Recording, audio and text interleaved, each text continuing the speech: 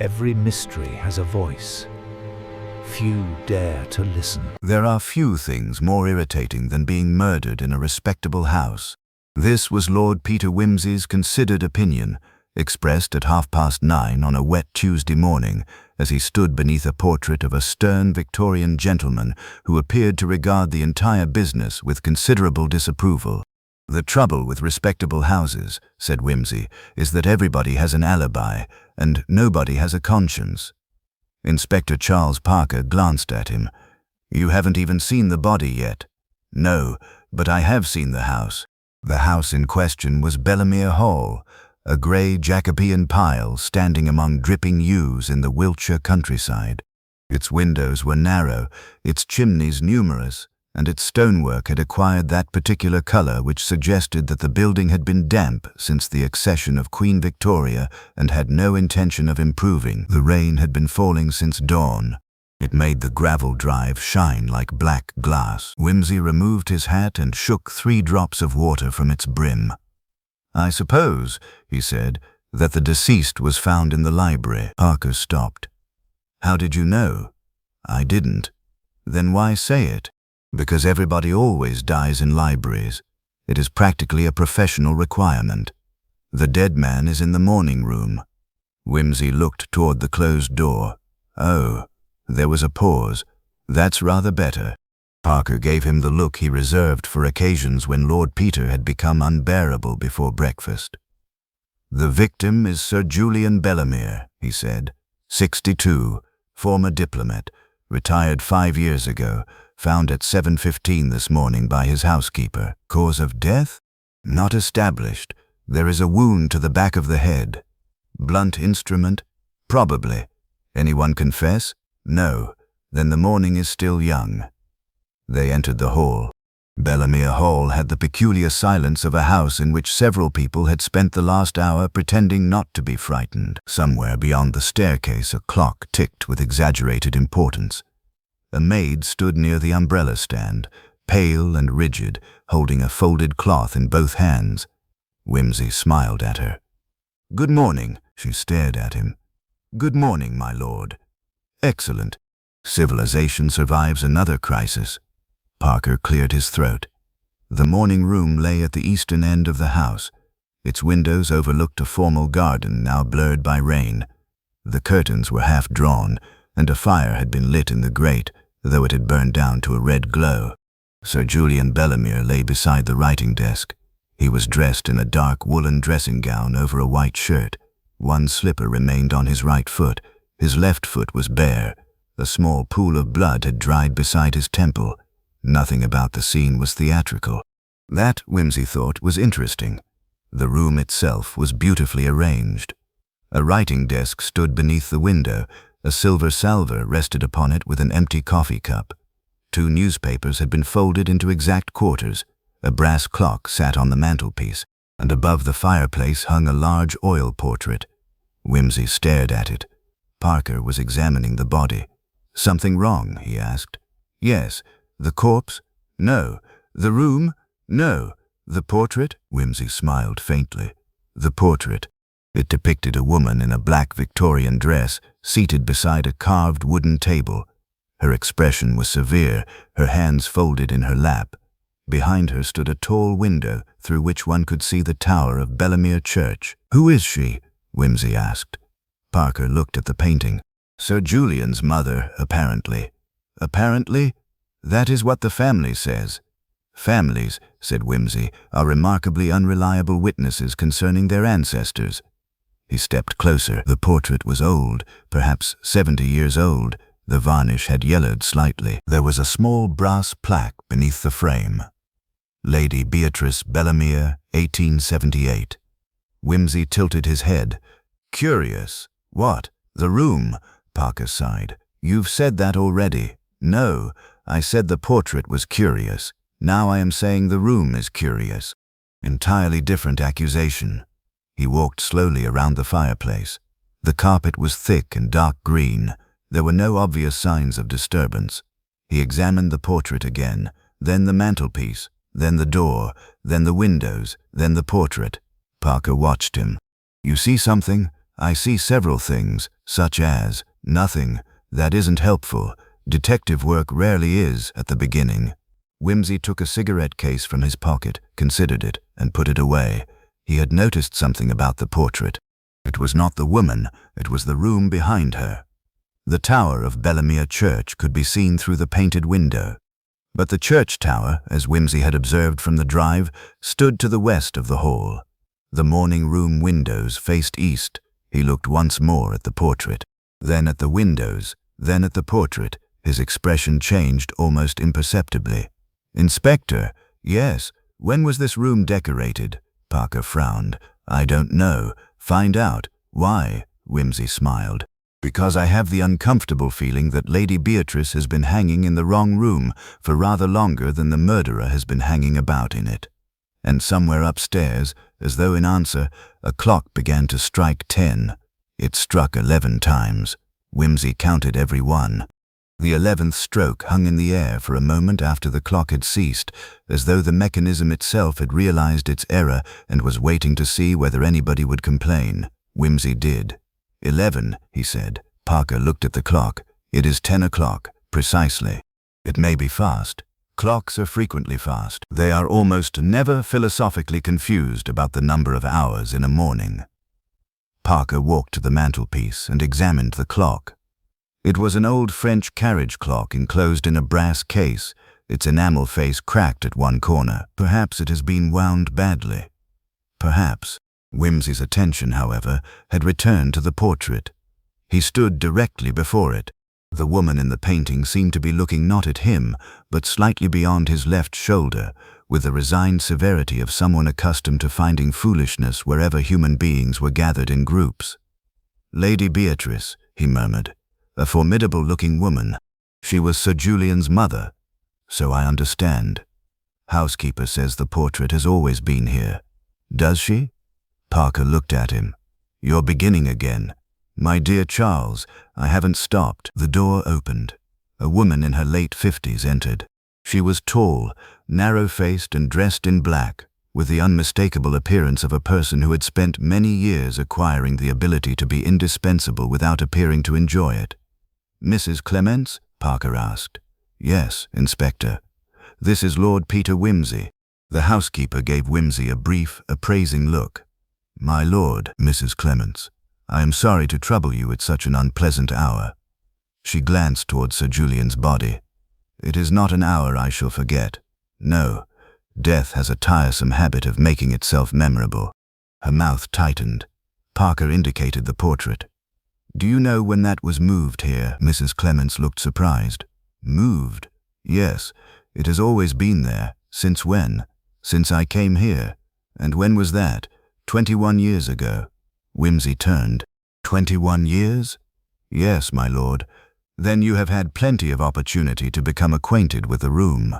"I have." "Has anything been altered?" She hesitated. "Not much. Not much is a wonderfully useful expression. It can conceal an entire railway timetable." "What has changed?" Mrs. Clements folded her hands. "The carpet was replaced 12 years ago." "Anything else?" "The curtains." "When?" 7 years ago." "And the portrait?" "No." "Never moved?" "No." "Not even for cleaning?" "It was taken down once. 3 years ago. The frame was repaired." "By whom?" "A man from Salisbury." "Do you remember his name?" "Mr. Pike." "Did he remove the painting from the frame?" "No. He repaired the frame here." Wimsey nodded. "Very good." Parker looked impatient. "Mrs. Clements, when did you last see Sir Julian alive?" "Last night, about 9:30. "Where?" "In this room." "What was he doing?" "Reading." "Was anyone else here?" "No." "Was he expecting anyone?" "I don't know." "You didn't ask?" Sir Julian disliked questions. Wimsey smiled. Then he was certainly a diplomat. Mrs. Clements did not smile. Parker continued. "Did you hear anything during the night?" "No." "Nothing at all?" "Nothing." "Any footsteps? Voices? Doors?" "No." "Did you sleep well?" She looked at him. "I slept as I always do." "Which means?" "Lightly." Wimsey wandered toward the window. "And yet you heard nothing?" "No, my lord." Interesting. Mrs. Clements looked uneasy. What is that you heard nothing when the clock struck 11? The housekeeper's face changed, only slightly, but Wimsey noticed. Parker noticed him noticing. The clock, said Mrs. Clements, has always struck incorrectly. Incorrectly? Yes. How long? I couldn't say. Did Sir Julian know? Yes. Did he care? He hated the sound. Then why keep it? I don't know. Wimsey glanced at Parker. Neither do I. There was a short silence. Then Mrs. Clements said, Sir Julian sometimes said the clock reminded him of his mother. Wimsey turned back toward the portrait. Lady Beatrice? Yes. How? I don't know. Did he explain? No. Did he dislike the portrait? Again the housekeeper hesitated. He disliked looking at it. That is not quite the same thing. No. Did he ever ask you to move it? No. Did anyone else? No. Wimsey looked at the portrait for several seconds. Then he said quietly, Who sleeps in the rooms on this side of the house? Sir Julian had the bedroom above this room. Who else? Miss Bellamere has the room at the end of the corridor. His daughter? Yes. His nephew? Mr. Adrian Bellamere sleeps in the west wing. Any servants? 2 maids in the attic. Mr. Hobbs has a room above the kitchens. Mr. Hobbs, the butler. Ah, the name seemed to interest Wimsey. Is Mr. Hobbs still in the house? Yes. Send him in, please. Mrs. Clements moved toward the door. One thing more, Wimsey said. She stopped. Last night, when Sir Julian was reading, was the portrait illuminated? She frowned. I believe so. By the lamp? Yes. Which lamp? The standing lamp beside the sofa. Wimsey looked toward it. The lamp was switched off. Its shade was slightly crooked. Thank you. When she had gone, Parker approached him. You think she lied? No. You looked at her as though she had. I looked at her as though she had remembered something she did not wish to remember. What's the difference? Lying is deliberate. Memory is merely badly trained. Parker lowered his voice. What are you really interested in? The church tower. Why? Because it is painted in the portrait. Yes. And because it is on the wrong side. Parker stared at him. The wrong side of what? The house. He pointed toward the window. Look outside. Parker did. Through the rain, the church tower was visible beyond the eastern lawn. He frowned. Then he looked back at the portrait. The painted tower stood behind Lady Beatrice's shoulder. Its distinctive clock face was clearly visible. Parker stared. Well, the clock face. Yes. In the painting it shows 11.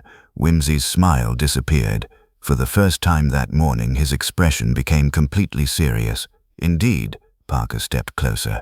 The painted clock on the church tower was tiny, but its hands could nevertheless be distinguished. 11 o'clock. That's coincidence, Parker said. It might be. When was the portrait painted? 1878, and the clock may simply have shown 11 when the artist painted it. Quite.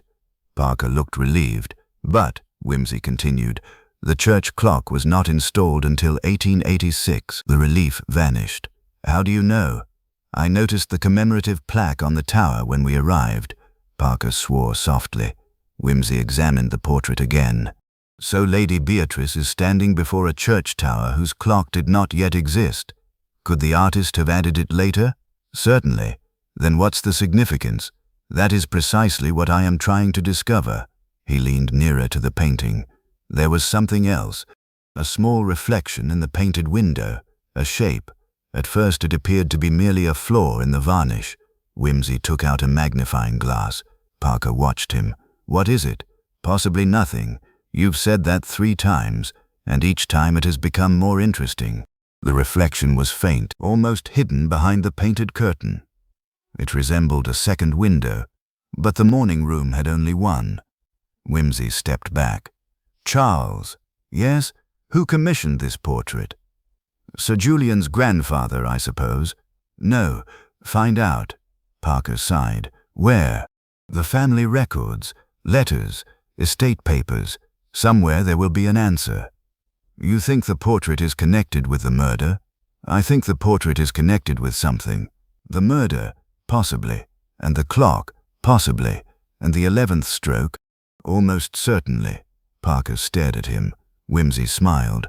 My dear fellow, when a dead man is found beneath a portrait of a woman who looks as though she has personally witnessed 3 murders and disapproved of all of them, it is unwise to dismiss the furniture.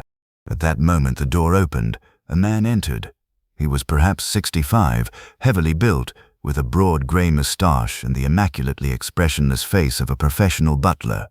Mr. Hobbs, said Parker. Inspector. His eyes moved briefly to the body, then to Wimsey, then to the portrait. Wimsey noticed the order.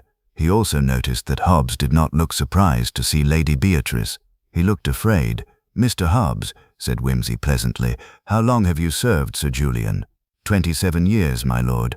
Excellent. Then you must know the house better than anyone. I have served it faithfully. I am sure you have. Hobbs stood perfectly still. Wimsey pointed toward the portrait. Do you know why Lady Beatrice is hanging in this room? The butler's face remained blank. Yes, my lord. Parker looked sharply at him. Wimsey did not. Why? Hobbs swallowed. She isn't. The rain tapped softly against the window. Wimsey's eyes narrowed. I'm sorry? Hobbs looked directly at the portrait. That isn't Lady Beatrice. For several seconds nobody moved. Then, from somewhere in the house, the same clock began to tick. Wimsey smiled. Not pleasantly this time. Now, he said softly, we are getting somewhere. Hobbs's words remained in the room like an unpleasant smell. That isn't Lady Beatrice. Parker was the first to recover. Are you saying the family has misidentified the portrait? No, Inspector. Then who is it? The butler's eyes moved once more toward the painted woman. I don't know. Wimsey gave a small, approving nod. An excellent answer. Parker turned on him. How can you call that excellent? Because it is precise. Most people, when frightened, attempt to become helpful. Mr. Hobbs has wisely resisted the temptation. Hobbs did not look grateful. Wimsey walked toward the painting. Tell me exactly what you mean, not what you suspect, not what you have been told. What do you know? Hobbs hesitated. I know that Lady Beatrice's portrait used to hang in the west drawing room. Parker frowned. Used to? Yes, Inspector. When was it moved? I don't know. You've been here 27 years. Yes. And you never saw it moved? No. Wimsey turned. Where is the west drawing room? Opposite the library. And what hangs there now? Nothing. Nothing. The room has been closed for years. Wimsey looked at Parker. Aha. Parker was beginning to understand that whenever Wimsey said aha, some innocent piece of furniture was about to acquire criminal significance. Why was the room closed? Sir Julian ordered it. When? Many years ago. How many? About 18. Why? I was not told. Did Sir Julian use it? No. Did anyone? No.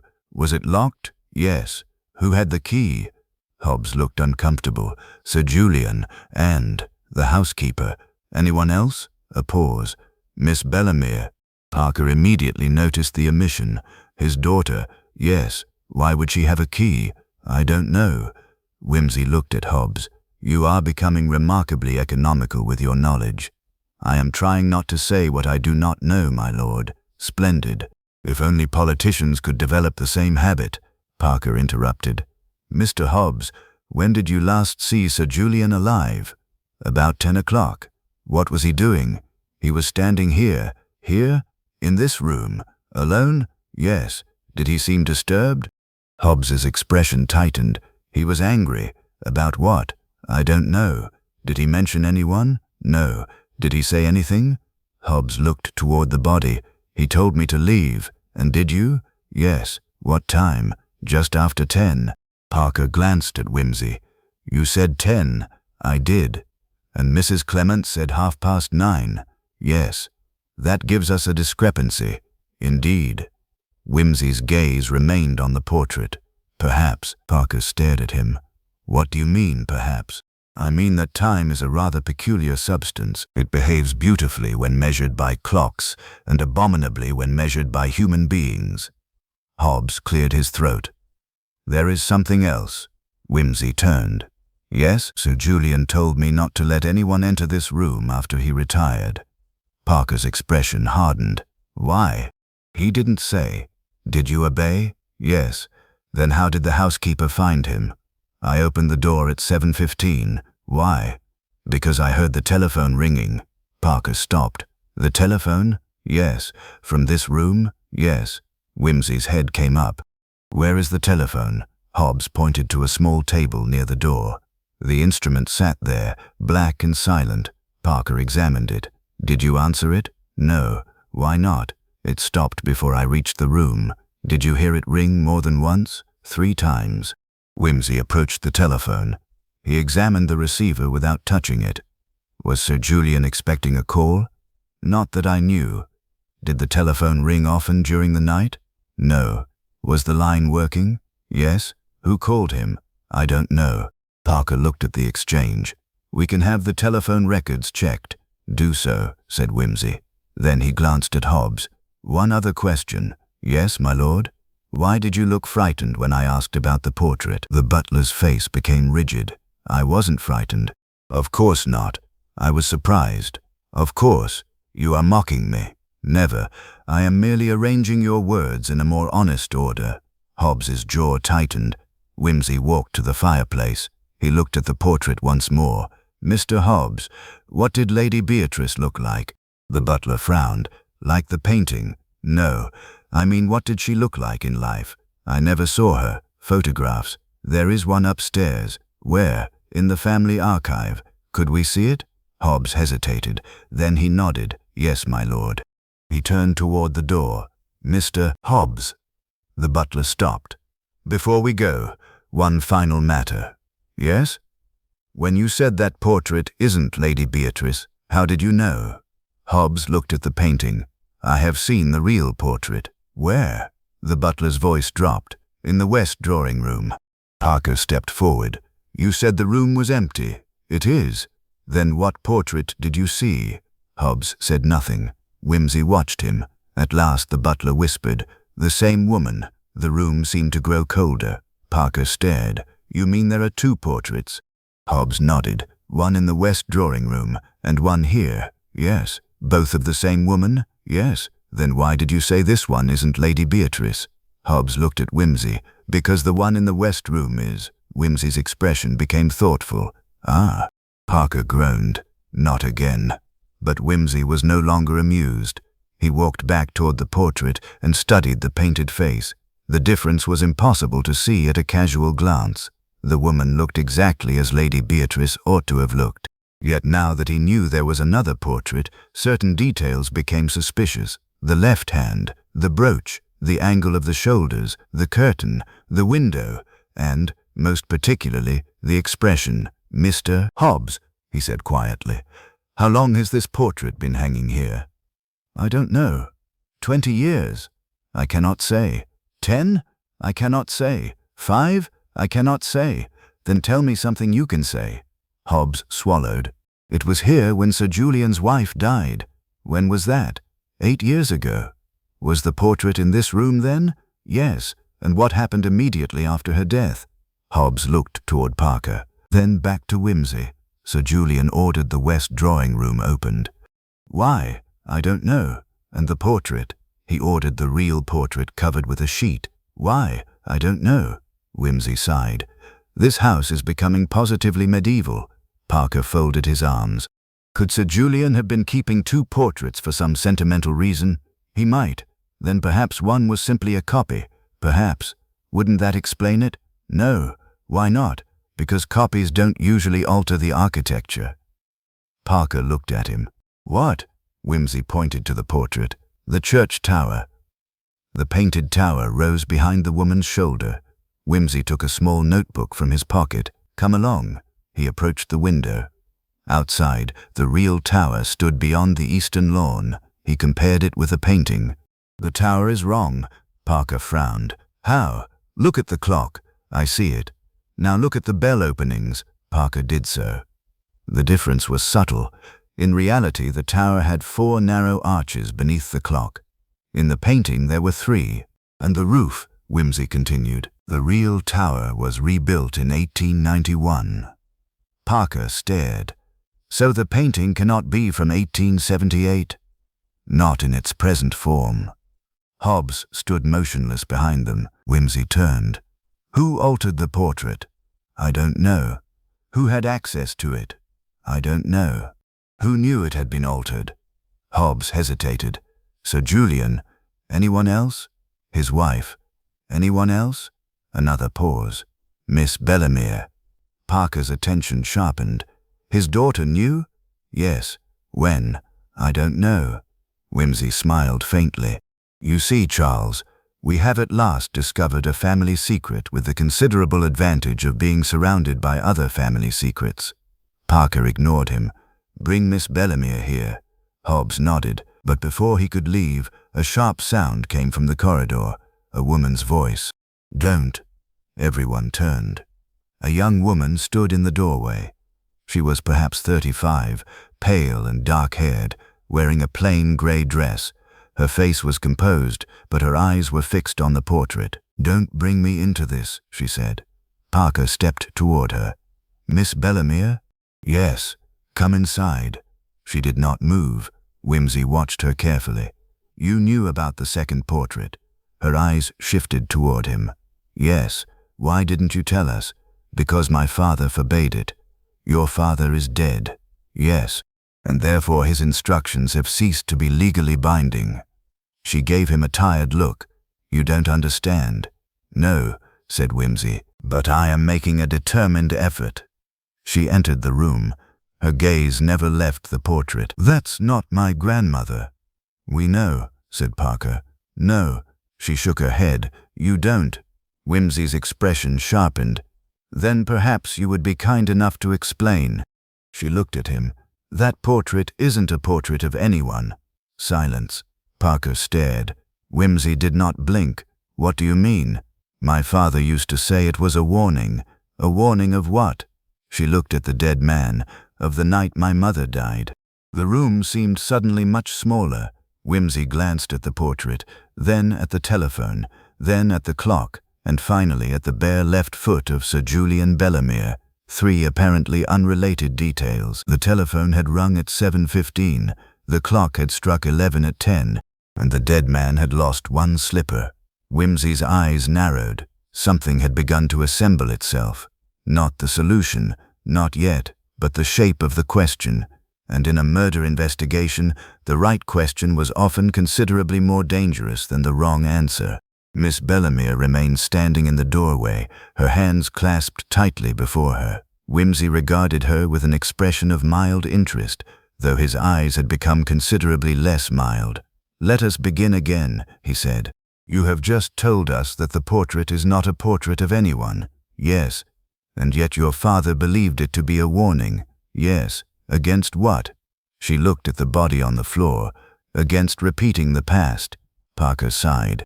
Miss Bellemere, your father has been murdered. We need facts. I know. Then give us facts. She swallowed. My father believed that my mother was murdered. Parker glanced at Wimsey. Your mother died 8 years ago. Yes. Her death was ruled accidental. Yes. What happened? She fell down the west staircase. Accidentally? That is what everyone said. And you? I never believed it. Wimsey moved toward the fireplace. Why? Miss Bellemere hesitated. Because the night before she died, she told me she had discovered something in this room. The morning room? Yes. What? She wouldn't tell me. Why not? She said that if she was right, father would never forgive her. Wimsey's expression did not change. Did she mention the portrait? Yes. Parker leaned forward. What did she say? She said the woman in it was looking at the wrong door. There was silence. Wimsey glanced toward the portrait. The wrong door? Yes. Which door? I don't know. You never asked? I was 17. My mother was frightened. I thought she was being dramatic. And the following morning she was dead. Yes. Wimsey nodded slowly. That is unfortunate. Parker gave him an irritated look. Unfortunate. My dear Charles, I am attempting not to say extremely interesting in the presence of a grieving woman.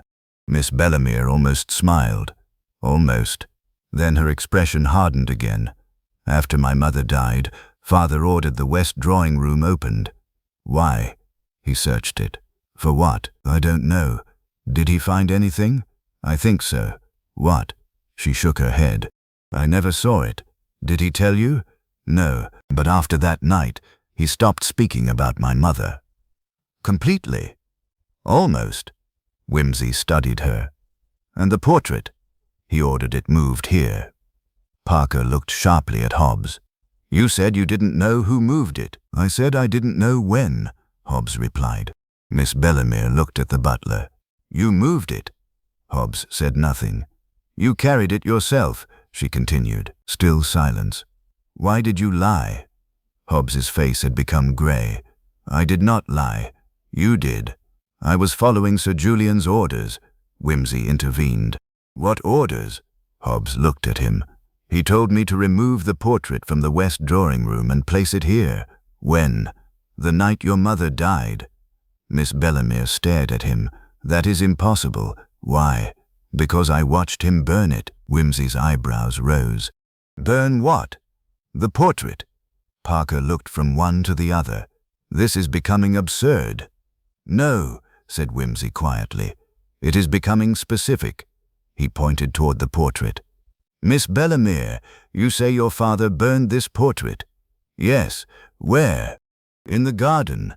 Did you see it burn? Yes. All of it. I thought so. Then how did this one survive? I don't know. Wimsey turned to Hobbs. And you say Sir Julian ordered you to move it? Yes. Before or after he supposedly burned it? After. Then either Miss Bellemere is mistaken or you are lying. Hobbs's eyes lowered. There was another portrait. Parker closed his eyes briefly. Of course there was. Wimsey smiled. How many portraits of this mysterious woman exist, Mr. Hobbs? 2. And you burned one? No. Sir Julian did? I don't know. You just said he ordered you to move it. Yes, and then? I took it to the garden. Why? Because he told me to burn it. Parker stared at him. But Miss Bellemere says she watched him burn it. Hobbs looked at her. He didn't burn it. Then who did? Hobbs said nothing. Wimsey stepped closer. Mr. Hobbs. The butler looked up. Who burned the portrait? A long silence followed. Then he whispered, Mrs. Bellemere. Miss Bellemere went white. My mother? Yes. That is impossible. She was alive when I took it to the garden. When? Near midnight. Miss Bellemere shook her head. My mother was in bed. She wasn't. You saw her? Yes. What was she doing? Burning the portrait. Parker looked at Wimsey. Can we have this from the beginning? Wimsey ignored him. Mr. Hobbs, describe exactly what happened. The butler took a breath. Sir Julian ordered me to remove the portrait from the west drawing room. He said it had to disappear. I carried it outside. Mrs. Bellemere was already there. Was she alone? Yes. What did she say? She said, he knows. Who? I assumed she meant Sir Julian. What happened next? She took the portrait from me. And? She poured paraffin over it. Then, she set fire to it. Miss Bellemere whispered, Why? Hobbs looked at her. I don't know. Did she say anything? Yes. What? She said. Now he cannot see her. Wimsey's eyes narrowed. Who could not see whom? I don't know. And the portrait burned? Yes. All of it? Yes. Frame? Everything. Wimsey glanced toward the painting above the fireplace. Then this portrait is not the same object. No. Where did the second portrait come from? Hobbs shook his head. I don't know. Wimsey walked slowly around the room. The mystery had begun to acquire a shape, but it was a shape he disliked. There were now 2 portraits. One had supposedly been burned 8 years ago. The other had appeared in the morning room. One showed a woman associated with Lady Beatrice. Both seemed to contain details that belonged to different periods, and Sir Julian had been found dead beneath the second. Yet there was something more troubling. Wimsey looked at Miss Bellemere. You said your mother discovered something in this room before her death. Yes. What exactly did she do? She spent hours examining the portrait. Did she touch it? Yes. Did she remove it from the wall? I don't know. Did she ever tell you what she found? No. Did she mention a name? Miss Bellemere hesitated. Yes. Whose? Edward. Parker frowned. Who was Edward? My father's older brother. Wimsey stopped. Sir Julian had an older brother? Yes. What happened to him? He died before I was born. How? My father said he drowned. Where? In France. During the war? No, before it. Wimsey considered this. When? 1912. Your father was how old? 22. And Edward? 26. What was his full name? Edward Bellemere. Was he married? No. Children? No. Then why should your mother have been investigating him? I don't know. Did she find his name in the house? Yes. Where? She looked toward the portrait. On the back. Parker stepped forward. The back of the portrait? Yes. Wimsey's attention sharpened. Did you see it? No. My mother told me. Did she say what was written? Just 2 words. Which were? Miss Bellemere looked directly at the painting. Not Edward. The rain had grown heavier. It struck the windows with a steady, almost deliberate rhythm. Wimsey walked to the portrait. Parker. Yes? Take it down. Parker hesitated. You think there's something behind it? I think there is something behind everything in this house. He removed the portrait carefully from its hooks. For the first time, they saw the wall behind it. There was nothing remarkable at first. Old plaster, dust, a faint rectangular mark where the frame had protected the wall from sunlight. But near the upper left corner, Wimsey noticed a small brass nail. He touched it. It moved. Interesting. Parker looked over his shoulder. What is it? A nail that has been removed and replaced. Wimsey crouched. Beneath the nail was a tiny dark hole. He inserted the point of his pocket knife. Something caught. A thread. No, a strand of black silk. He drew it out. It was attached to nothing. Wimsey held it between his fingers. Charles. Yes, this room has been altered. How? Not recently. He examined the wall. The plaster was repaired. Parker frowned. When? Years ago. Miss Bellemere stepped closer. My mother said there was a door. Wimsey turned. A door? Behind the portrait. Hobbs suddenly spoke. There was. Everyone looked at him. The butler's face was exhausted. Where did it lead? To the passage. Which passage? The old servants' passage. Parker stared at the wall. Why was it sealed? Hobbs hesitated. Sir Julian ordered it. When? 8 years ago. After Mrs. Bellemere died? Yes. Wimsey slowly straightened. Now we are approaching something resembling a sensible chronology. He looked at the wall again. Your mother died on the west staircase. Yes, said Miss Bellemere. The portrait was burned that same night. Yes. The passage was sealed shortly afterward. Yes. And this portrait appeared here. Yes. Wimsey's eyes moved toward the dead man. Which leaves one question. Parker waited. What happened between the staircase and this room? Nobody answered. Then Parker noticed something. My God. Wimsey looked at him. Parker pointed toward the floor. Near the fireplace, beneath the edge of the carpet, was a narrow line of dark wood. A seam, not in the floorboards, in the skirting. Wimsey knelt. He ran his fingers along it. There was a concealed door. The latch had been painted over, but recently. The paint was still slightly tacky. Wimsey looked at Parker. Now that, he said, is a considerably more interesting portrait. They prized the concealed panel open. Behind it was darkness.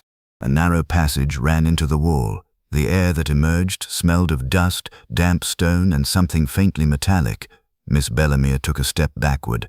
I didn't know that was there. I believe you, said Wimsey. He took out his lighter. The flame illuminated old bricks, a narrow floor, and cobwebs hanging from the ceiling. Then the light caught something on the ground.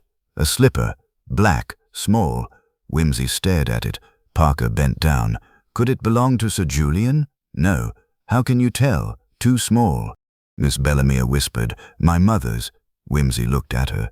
You are certain? Yes. She covered her mouth. I remember those slippers. Wimsey's face became very still. The investigation had just crossed an invisible boundary. Until now, they had been investigating Sir Julian Bellemere's death. But the discovery of the slipper suggested something far worse. Perhaps they had not found a new clue to an old murder. Perhaps they had found evidence that the first murder had never been what the family believed. Wimsey stepped into the passage.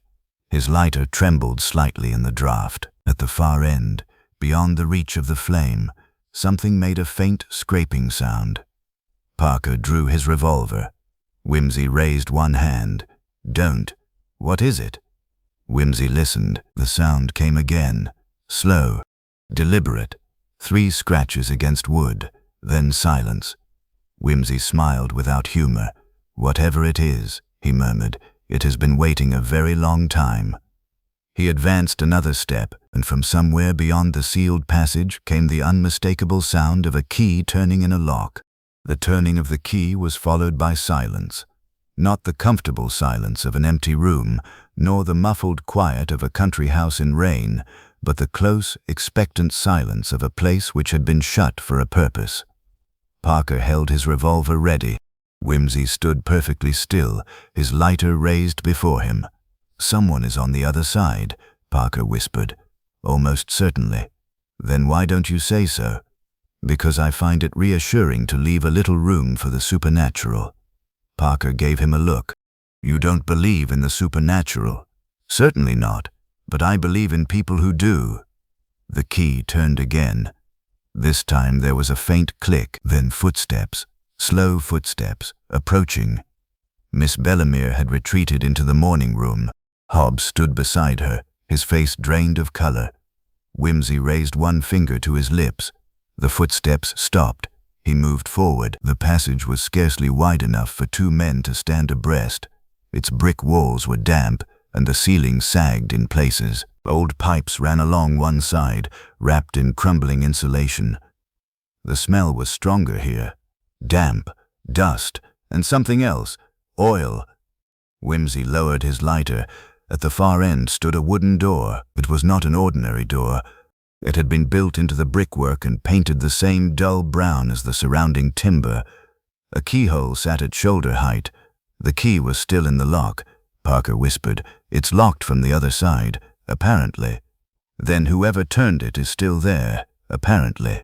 "Do you have anything more useful?" "Not at present." Wimsey moved closer. He placed his ear against the door. Nothing. He waited. Then, very softly, he knocked 3 times. There was no answer. He knocked twice more. Still nothing. Parker stepped forward. "Stand aside." Wimsey did so. Parker put his shoulder against the door. The wood groaned but held. Again. This time the old lock splintered. The door opened inward. Beyond it was a small room, empty. Parker entered first, revolver raised. Wimsey followed. The room had once been used as a storage chamber. Shelves covered the walls. There were broken picture frames, old ledgers, rolls of carpet, and several wooden crates. A single electric bulb hung from the ceiling. It was switched on. Parker looked around. No one. Wimsey examined the floor. There were footprints in the dust, fresh ones. 2 sets. One entered the room. The other left. Parker crouched. "How fresh?" "Within the last few minutes." "Then where did they go?" Wimsey pointed. There was another door. It stood slightly open. Parker crossed the room. The door led into a narrow servant's staircase. He looked down. "More footprints." Wimsey smiled. "Excellent. You sound pleased." "I am. A locked passage containing fresh footprints is infinitely preferable to a haunted one." They followed the prints. The staircase descended only 1 floor and emerged behind a wooden panel near the kitchens. When Parker pushed it open, they found themselves in a dark corridor. A maid screamed. Parker nearly dropped his revolver. The maid stared at him. "I am sorry," Parker said. She stared harder. "Inspector, what are you doing there?" "Investigating." "In the wall?" "Yes." She crossed herself. Wimsey appeared behind him. "Don't worry, the wall is innocent." The maid looked from one man to the other. "Mr. Hobbs said nobody was to come down here. Mr. Hobbs has been having an eventful morning." Wimsey glanced toward the kitchen. "Who has been here?" "No one." "Are you certain?" "Yes, my lord." "Has anyone passed through this corridor?" "No." "Since when?" "Since breakfast." "What time was breakfast?" 8 o'clock, and before that, she hesitated. I don't know. Wimsey smiled. That is a very honest answer. You may keep it. He turned back toward the passage. Parker said, the footprints must belong to someone in the house. Obviously. Then we should check everyone's shoes. We shall. Now? In a moment. Why wait? Because the person who used that passage may be considerably more interested in what we discover than in whether we discover it. Parker frowned. You think they're still here? I think whoever opened that door knew we were coming. They returned to the morning room. Miss Bellemere was still standing beside the fireplace. Hobbs had not moved. Wimsey walked directly to him. Mr. Hobbs. Yes, my lord. Who knows about the servants' passage? I don't know. You must know. I don't. Sir Julian? Yes. His wife? Yes. Miss Bellemere? No. She spoke immediately. I knew nothing. Wimsey looked at her. And after your mother's death? No. Then who else? Hobbs hesitated. Sir Julian's solicitor. What was his name? Mr. Gresham. Is he in the house? No. Where is he? Bath. Telephone him. Parker took out his notebook. Anything else? Yes, said Wimsey. He looked toward the portrait. Find out who painted it. Miss Bellemere frowned. My grandmother's portrait? Yes. My father always said it was painted by a man named Augustus Vale. Always? Yes. Did you ever see the name on the painting? No. Then your father may have been wrong. He wasn't often wrong. No, said Wimsey. He was merely dead. The words were cold. Miss Bellemere flinched. Wimsey softened slightly. I beg your pardon. She nodded. Parker walked toward the telephone. The receiver rang before he reached it. Everyone froze. 1 ring, 2, 3. Parker answered. Inspector Parker. Silence. Hello? Nothing. Then a man's voice whispered, You are looking in the wrong room. The line went dead. Parker stared at the receiver. Wimsey held out his hand. Give it to me. He took it. Hello? No answer. Who was that? Parker shook his head. I don't know. Wimsey examined the telephone. Could be anyone. Can the exchange trace it? Possibly. Then we do that. Wimsey placed the receiver down. Of course. Miss Bellemere was staring at him. What did he mean? Which part? The wrong room. Wimsey looked toward the portrait. I suspect he was being deliberately helpful. That was helpful? People who threaten detectives are usually rather disappointed to discover how much information they provide. He crossed to the writing desk. Sir Julian's papers had been arranged in neat piles. Wimsey began examining them. Letters, receipts, bank statements, a calendar, a railway timetable. Parker watched. You think something here will explain the portrait? Not necessarily. What are you looking for? A timetable. You have one. I mean a timetable that tells the truth. He opened a drawer. Inside were envelopes. Several were addressed to Sir Julian. One was marked with a date from 8 years earlier. Wimsey opened it. He read silently, then read it again. Parker noticed his expression. What? Interesting. You always say that when you find something. This time I mean it. He handed the letter to Parker. It was from a London solicitor. The letter concerned a woman named Eleanor Bellemere. Parker looked up. Sir Julian's wife? Yes. The date is the day before she died. Exactly. What does it say? Wimsey took the letter back. Nothing terribly dramatic. It confirms that certain documents have been located. What documents? That's the interesting part. He tapped the page. The solicitor refers to the original papers concerning Edward Bellemere. Parker's expression changed. The dead brother. Yes. Did Sir Julian have those papers? Apparently. Where are they? Wimsey looked at the desk. That's what we're going to find out. He searched the drawers. Nothing. The cabinet. Nothing. The bookshelves. Nothing. Then he stopped. A book on the lower shelf was slightly out of alignment. Wimsey pulled it free. Behind it was a shallow compartment. Inside lay a small leather packet tied with string. Parker stared. Those must be the papers. Possibly. Wimsey untied the string. Inside were 3 letters, a photograph, and a folded document. The photograph showed 2 young men standing beside a motor car. They were remarkably similar. One was unmistakably Sir Julian. The other must have been Edward. Parker turned the photograph over. There was writing on the back. Edward and Julian Bellemere, he read. Which one is which? Wimsey looked at the photograph. That's the difficulty. Parker stared. They're twins? No. Brothers? Yes, but they look identical. Not identical. Wimsey pointed. Look at the eyes.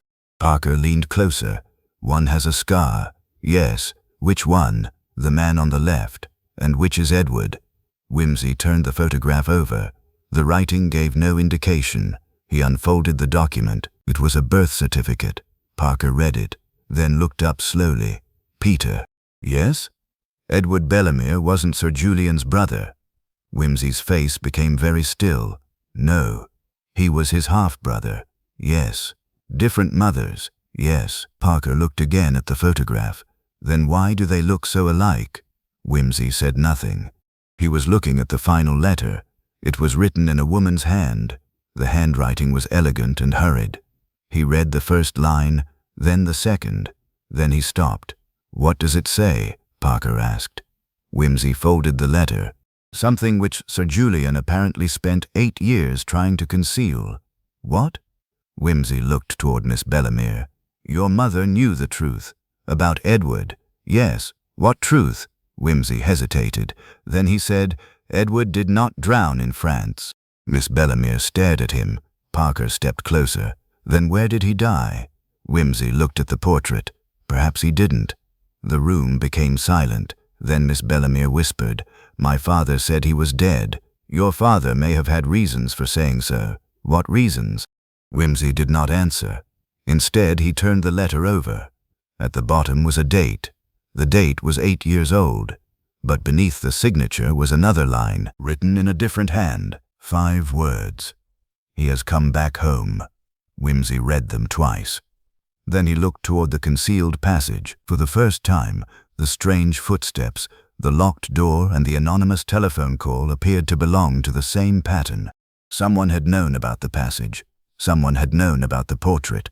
Someone knew what Sir Julian had tried to hide.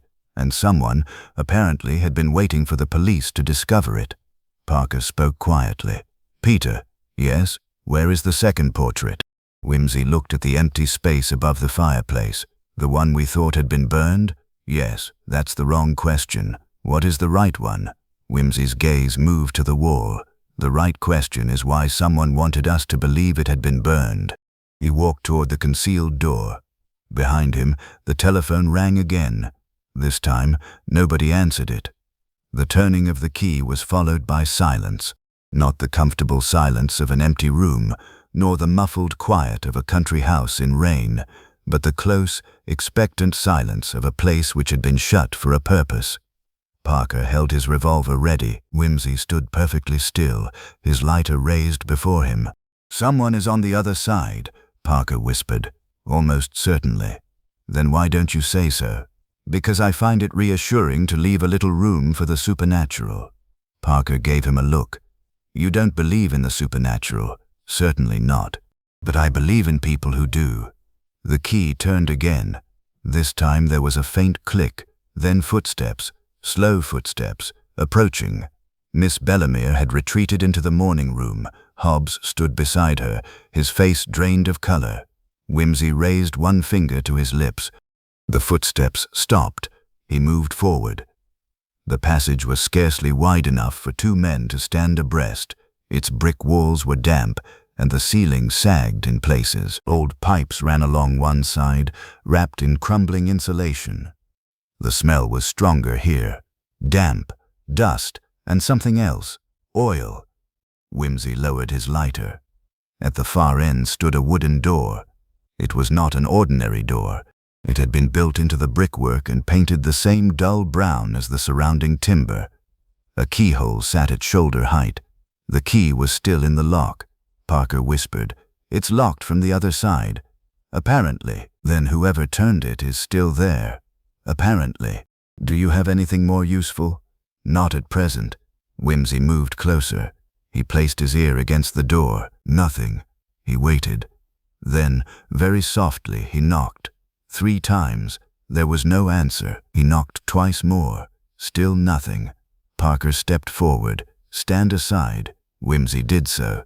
Parker put his shoulder against the door. The wood groaned but held. Again. This time the old lock splintered. The door opened inward. Beyond it was a small room, empty. Parker entered first, revolver raised. Wimsey followed. The room had once been used as a storage chamber. Shelves covered the walls. There were broken picture frames, old ledgers, rolls of carpet, and several wooden crates. A single electric bulb hung from the ceiling. It was switched on. Parker looked around. No one. Wimsey examined the floor. There were footprints in the dust, fresh ones. 2 sets. One entered the room. The other left. Parker crouched. How fresh. Within the last few minutes. Then where did they go? Wimsey pointed. There was another door. It stood slightly open. Parker crossed the room. The door led into a narrow servant's staircase. He looked down. More footprints. Wimsey smiled. Excellent. You sound pleased. I am. A locked passage containing fresh footprints is infinitely preferable to a haunted one. They followed the prints. The staircase descended only 1 floor and emerged behind a wooden panel near the kitchens. When Parker pushed it open, they found themselves in a dark corridor. A maid screamed. Parker nearly dropped his revolver. The maid stared at him. "I am sorry," Parker said. She stared harder. "Inspector, what are you doing there?" "Investigating." "In the wall?" "Yes." She crossed herself. Wimsey appeared behind him. "Don't worry, the wall is innocent." The maid looked from one man to the other. "Mr. Hobbs said nobody was to come down here. Mr. Hobbs has been having an eventful morning." Wimsey glanced toward the kitchen. "Who has been here?" "No one." "Are you certain?" "Yes, my lord." "Has anyone passed through this corridor?" "No." "Since when?" "Since breakfast." "What time was breakfast?" 8 o'clock. "And before that?" She hesitated. "I don't know." Wimsey smiled. "That is a very honest answer. You may keep it."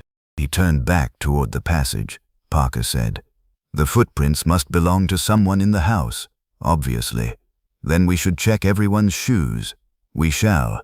"Now?" "In a moment." "Why wait?" "Because the person who used that passage may be considerably more interested in what we discover than in whether we discover it." Parker frowned. "You think they're still here?" "I think whoever opened that door knew we were coming." They returned to the morning room. Miss Bellemere was still standing beside the fireplace. Hobbs had not moved. Wimsey walked directly to him. "Mr. Hobbs?" "Yes, my lord." "Who knows about the servants' passage?" "I don't know." "You must know." "I don't." "Sir Julian?" "Yes." "His wife?" "Yes." "Miss Bellemere?" "No." She spoke immediately. "I knew nothing." Wimsey looked at her. "And after your mother's death?" "No." "Then who else?" Hobbs hesitated. "Sir Julian's solicitor." "What was his name?" "Mr. Gresham." "Is he in the house?" "No." "Where is he?" "Bath." "Telephone him." Parker took out his notebook. "Anything else?" "Yes," said Wimsey. He looked toward the portrait. "Find out who painted it." Miss Bellemere frowned. "My grandmother's portrait?" "Yes. My father always said it was painted by a man named Augustus Vale." "Always?" "Yes." "Did you ever see the name on the painting?" "No." "Then your father may have been wrong." "He wasn't often wrong." "No," said Wimsey. "He was merely dead." The words were cold. Miss Bellemere flinched. Wimsey softened slightly. "I beg your pardon." She nodded. Parker walked toward the telephone. The receiver rang before he reached it. Everyone froze. 1 ring, 2, 3, Parker answered. "Inspector Parker." Silence. "Hello?" Nothing. Then a man's voice whispered, "You are looking in the wrong room." The line went dead. Parker stared at the receiver. Wimsey held out his hand. "Give it to me." He took it. "Hello?" No answer. "Who was that?" Parker shook his head. "I don't know." Wimsey examined the telephone. "Could be anyone. Can the exchange trace it?" "Possibly." "Then we do that." Wimsey placed the receiver down. "Of course." Miss Bellemere was staring at him. "What did he mean?" "Which part?" "The wrong room." Wimsey looked toward the portrait. I suspect he was being deliberately helpful. That was helpful? People who threaten detectives are usually rather disappointed to discover how much information they provide. He crossed to the writing desk. Sir Julian's papers had been arranged in neat piles. Wimsey began examining them. Letters, receipts, bank statements, a calendar, a railway timetable. Parker watched. You think something here will explain the portrait? Not necessarily. What are you looking for? A timetable. You have one. I mean a timetable that tells the truth. He opened a drawer. Inside were envelopes. Several were addressed to Sir Julian. One was marked with a date from 8 years earlier. Wimsey opened it. He read silently, then read it again. Parker noticed his expression. What? Interesting. You always say that when you find something. This time I mean it. He handed the letter to Parker. It was from a London solicitor. The letter concerned a woman named Eleanor Bellemere. Parker looked up. Sir Julian's wife. Yes. The date is the day before she died. Exactly. What does it say? Wimsey took the letter back. Nothing terribly dramatic. It confirms that certain documents have been located. What documents? That's the interesting part. He tapped the page. The solicitor refers to the original papers concerning Edward Bellemere. Parker's expression changed. The dead brother. Yes. Did Sir Julian have those papers? Apparently. Where are they? Wimsey looked at the desk. That's what we're going to find out. He searched the drawers. Nothing. The cabinet. Nothing.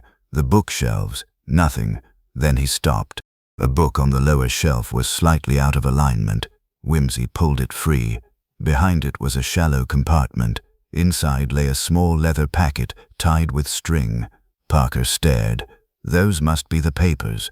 Possibly. Wimsey untied the string. Inside were 3 letters, a photograph and a folded document. The photograph showed 2 young men standing beside a motor car. They were remarkably similar. One was unmistakably Sir Julian. The other must have been Edward. Parker turned the photograph over. There was writing on the back. Edward and Julian Bellemere, he read. Which one is which? Wimsey looked at the photograph. That's the difficulty. Parker stared. They're twins? No. Brothers? Yes. But they look identical. Not identical. Wimsey pointed. Look at the eyes. Parker leaned closer. One has a scar. Yes. Which one? The man on the left. And which is Edward? Wimsey turned the photograph over. The writing gave no indication. He unfolded the document. It was a birth certificate. Parker read it, then looked up slowly. Peter. Yes? Edward Bellemere wasn't Sir Julian's brother. Wimsey's face became very still. No, he was his half-brother. Yes. Different mothers. Yes. Parker looked again at the photograph. Then why do they look so alike? Wimsey said nothing. He was looking at the final letter. It was written in a woman's hand. The handwriting was elegant and hurried. He read the first line, then the second. Then he stopped. What does it say? Parker asked. Wimsey folded the letter. Something which Sir Julian apparently spent 8 years trying to conceal. What? Wimsey looked toward Miss Bellemere. Your mother knew the truth. About Edward? Yes. What truth? Wimsey hesitated. Then he said, Edward did not drown in France. Miss Bellemere stared at him. Parker stepped closer. Then where did he die? Wimsey looked at the portrait. Perhaps he didn't. The room became silent. Then Miss Bellemere whispered, My father said he was dead. Your father may have had reasons for saying so. What reasons? Wimsey did not answer. Instead, he turned the letter over. At the bottom was a date. The date was 8 years old. But beneath the signature was another line, written in a different hand. 5 words. He has come back home. Wimsey read them twice. Then he looked toward the concealed passage. For the first time, the strange footsteps, the locked door, and the anonymous telephone call appeared to belong to the same pattern. Someone had known about the passage. Someone had known about the portrait. Someone knew what Sir Julian had tried to hide, and someone, apparently, had been waiting for the police to discover it. Parker spoke quietly. Peter. Yes. Where is the second portrait? Wimsey looked at the empty space above the fireplace, the one we thought had been burned. Yes, that's the wrong question. What is the right one? Wimsey's gaze moved to the wall. The right question is why someone wanted us to believe it had been burned. He walked toward the concealed door. Behind him, the telephone rang again. This time, nobody answered it. Wimsey stepped through the opening behind the fireplace and found himself in darkness. The panel swung shut behind him with a soft wooden click. He did not immediately move. There was a particular advantage in being alone in a concealed passage. One was spared the inconvenience of hearing Parker say that following mysterious men into unlit tunnels was a thoroughly bad idea. There was also a considerable disadvantage. One could not see the mysterious man. Wimsey struck a match. The flame revealed a narrow brick passage, stretching ahead for perhaps 30 feet. The floor was uneven, the walls damp, and the ceiling so low in places that even a reasonably modest gentleman would have been obliged to stoop. Wimsey looked down. Footprints. Fresh, the same tread he had seen near the kitchen. He followed them. After 10 yards, the passage divided. One branch went left, the other continued straight. Wimsey crouched. The footprints continued straight. He smiled faintly. How obliging. Then he noticed something beside the wall, a small brass button.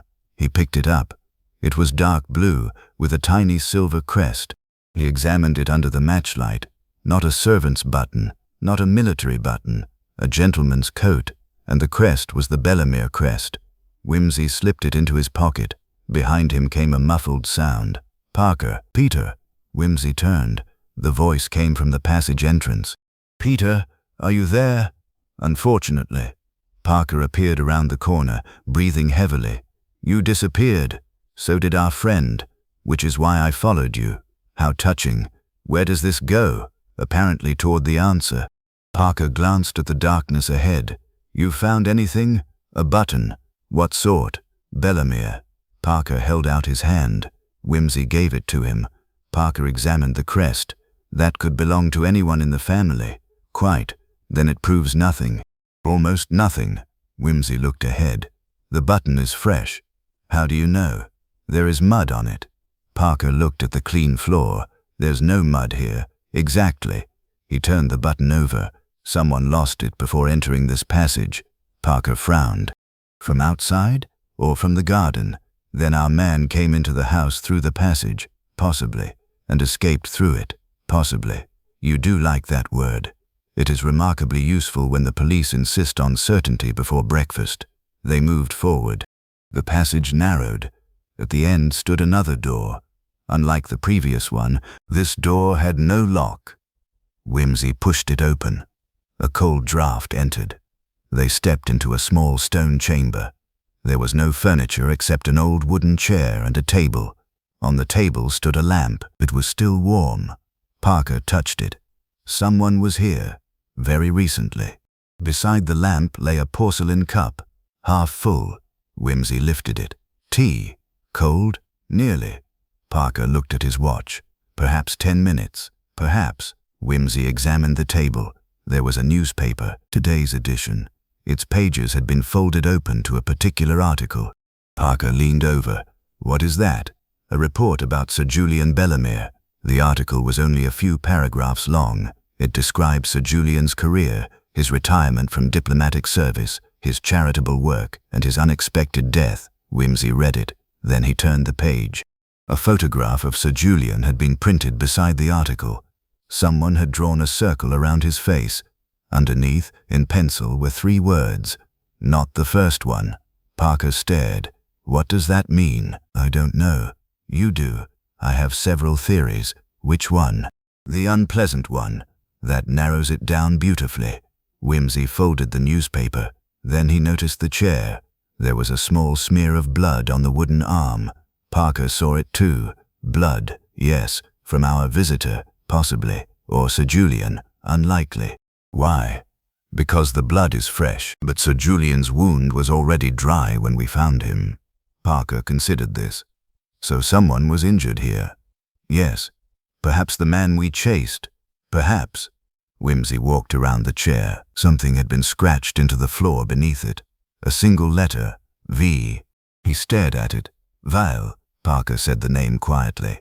Thomas Vale. Yes. Then he's been here, very probably, and he knows about the passage, obviously, and he may know who killed Sir Julian. More than that, Wimsey looked at the blood. He may have been the intended victim. Parker turned sharply. What? Consider the sequence. Wimsey counted on his fingers. Someone enters the hall through the concealed passage. That person encounters Sir Julian. A confrontation occurs. Sir Julian dies. The visitor escapes through the passage. Later, he returns to watch us investigate. Why return? To see what we know. Then why leave the newspaper? To tell us something, or mislead us? Quite. Parker shook his head. You think everything is deliberate? Not everything. Only the things clever people leave behind. Wimsey examined the blood again.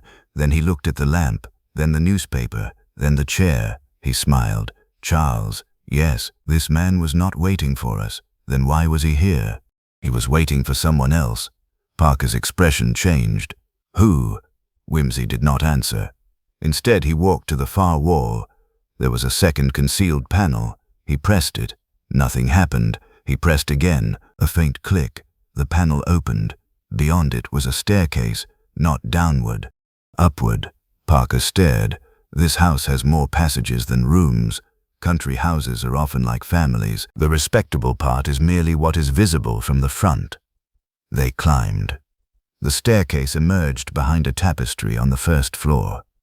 Wimsey recognized the corridor, the west wing, the rooms that had been closed. At the far end was the door to the old drawing room. It stood open. Parker whispered, "This room was supposed to be locked." Yes. They entered. Dust covered the furniture. The curtains were drawn, and on the far wall hung a portrait. Wimsey stopped. Lady Beatrice, or what appeared to be Lady Beatrice. He walked closer. Parker stood beside him. The other portrait. Yes. Wimsey examined it. It was older than the one in the morning room. The colors were darker. The woman wore the same black dress, the same brooch, the same expression, but the background was different. There was no church tower, no window, only a heavy red curtain. Wimsey looked at the frame. No plaque. He checked the lower edge. Nothing. Then he noticed a tiny inscription scratched into the wood. A.V. Augustus Vale, Parker said. Possibly. Thomas Vale's father. Yes. Then this must be the original. Wimsey nodded. Perhaps. Parker was becoming irritated. Peter. Yes. Will you stop saying perhaps? I shall endeavor. Wimsey stepped back. The portrait was undoubtedly older, but something bothered him. He examined the woman's face, then her hands, then the brooch. Finally, the left sleeve. There was a tiny irregularity, a fold that did not belong. He touched it. The canvas gave slightly. Parker stared. It's not painted. No. Wimsey pressed the canvas. A small section opened inward. Behind it was a cavity. Inside lay several envelopes. Parker took them out. The first was addressed to Lady Beatrice, the second to Edward Bellamere. The third had no name. Wimsey opened it. A photograph fell onto the floor. He picked it up. The photograph showed 3 men. One was Sir Julian, one was Edward, the third was Thomas Vale.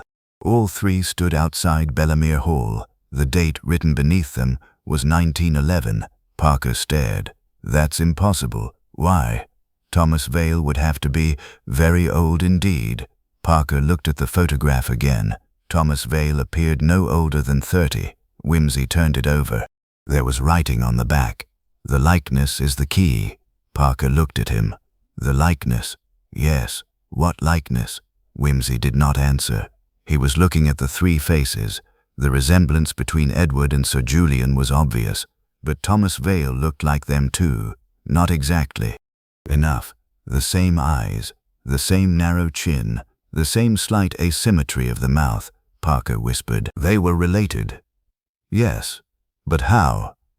That is what the papers may tell us. Wimsey opened the remaining envelope. Inside was a letter from Augustus Vale. The handwriting was old-fashioned and hurried. Wimsey read it silently. Then his expression changed. What? Parker reached for the letter. Wimsey handed it over. Parker read. His face hardened. What does this mean? I think it means Edward wasn't the secret. Then who was? Wimsey looked toward the portrait. Their father. Parker frowned. Sir Reginald Bellemere. Yes. What about him? He had another family. Parker looked at the letter again. Where? France. Another wife? No. A mistress. Something considerably more complicated. Wimsey took the letter back. Augustus Vale claims that Sir Reginald fathered a child with his sister. Parker stared. That would make Thomas Vale an illegitimate member of the Bellemere family. Then Edward and Julian were his half-brothers. Yes, and that explains the resemblance. Partly. Parker looked at the photograph. Why was this concealed? Because Sir Reginald was married. That isn't enough to cause murder. No. Wimsey folded the letter. But there is more. He pointed to the final paragraph. Parker read it. His expression changed. Thomas Vale was believed dead. Yes, since 1912. Apparently. The same year Edward supposedly drowned. Exactly. Parker stared at him. So Thomas Vale and Edward disappeared in the same year. Yes. Then one of them may have taken the other's identity. Wimsey smiled faintly. Now you are asking the right question. A sound came from the corridor. A floorboard creaked. Parker reached for his revolver. Wimsey raised a hand. They waited. Nothing. Then a shadow passed beneath the door. Someone was outside. Parker moved silently toward it. He opened the door. The corridor was empty, but something lay on the floor. A woman's glove. Black. Old-fashioned. Wimsey picked it up. There was a faint scent of lavender. Miss Bellemere's mother had worn lavender perfume.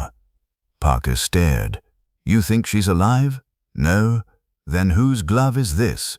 Wimsey turned it over. Inside the wrist was stitched a tiny name. Eleanor. Parker went pale. Wimsey looked toward the empty corridor. For the first time since entering Bellemere Hall, he appeared genuinely disturbed. Not frightened. Something worse. Certain. Charles, he said quietly. Yes? Your murder investigation has just become an identity investigation. What does that mean?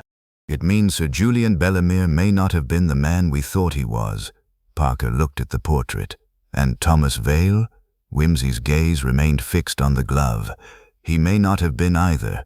A door slammed somewhere downstairs, then another.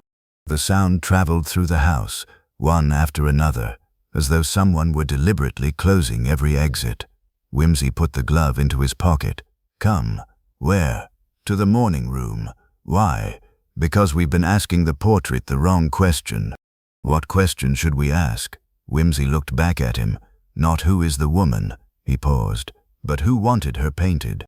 Wimsey returned to the morning room at a pace which suggested neither haste nor leisure, but the rather more alarming condition of a man who had already reached a conclusion and was now collecting the evidence to support it. Parker followed. You've changed your mind. I frequently do. About the portrait. About the question. They entered the room. The portrait still hung above the fireplace. The dead man still lay beneath it. The rain still whispered against the windows, yet the room no longer appeared quite as it had an hour before. The objects had acquired relationships. The telephone was no longer merely a telephone. The clock was no longer merely an inaccurate clock. The portrait was no longer merely a painting, and Sir Julian's body was no longer merely a body. Wimsey approached it. He crouched beside the dead man. Parker watched him. You've already examined him, briefly. Then what have you missed? The obvious.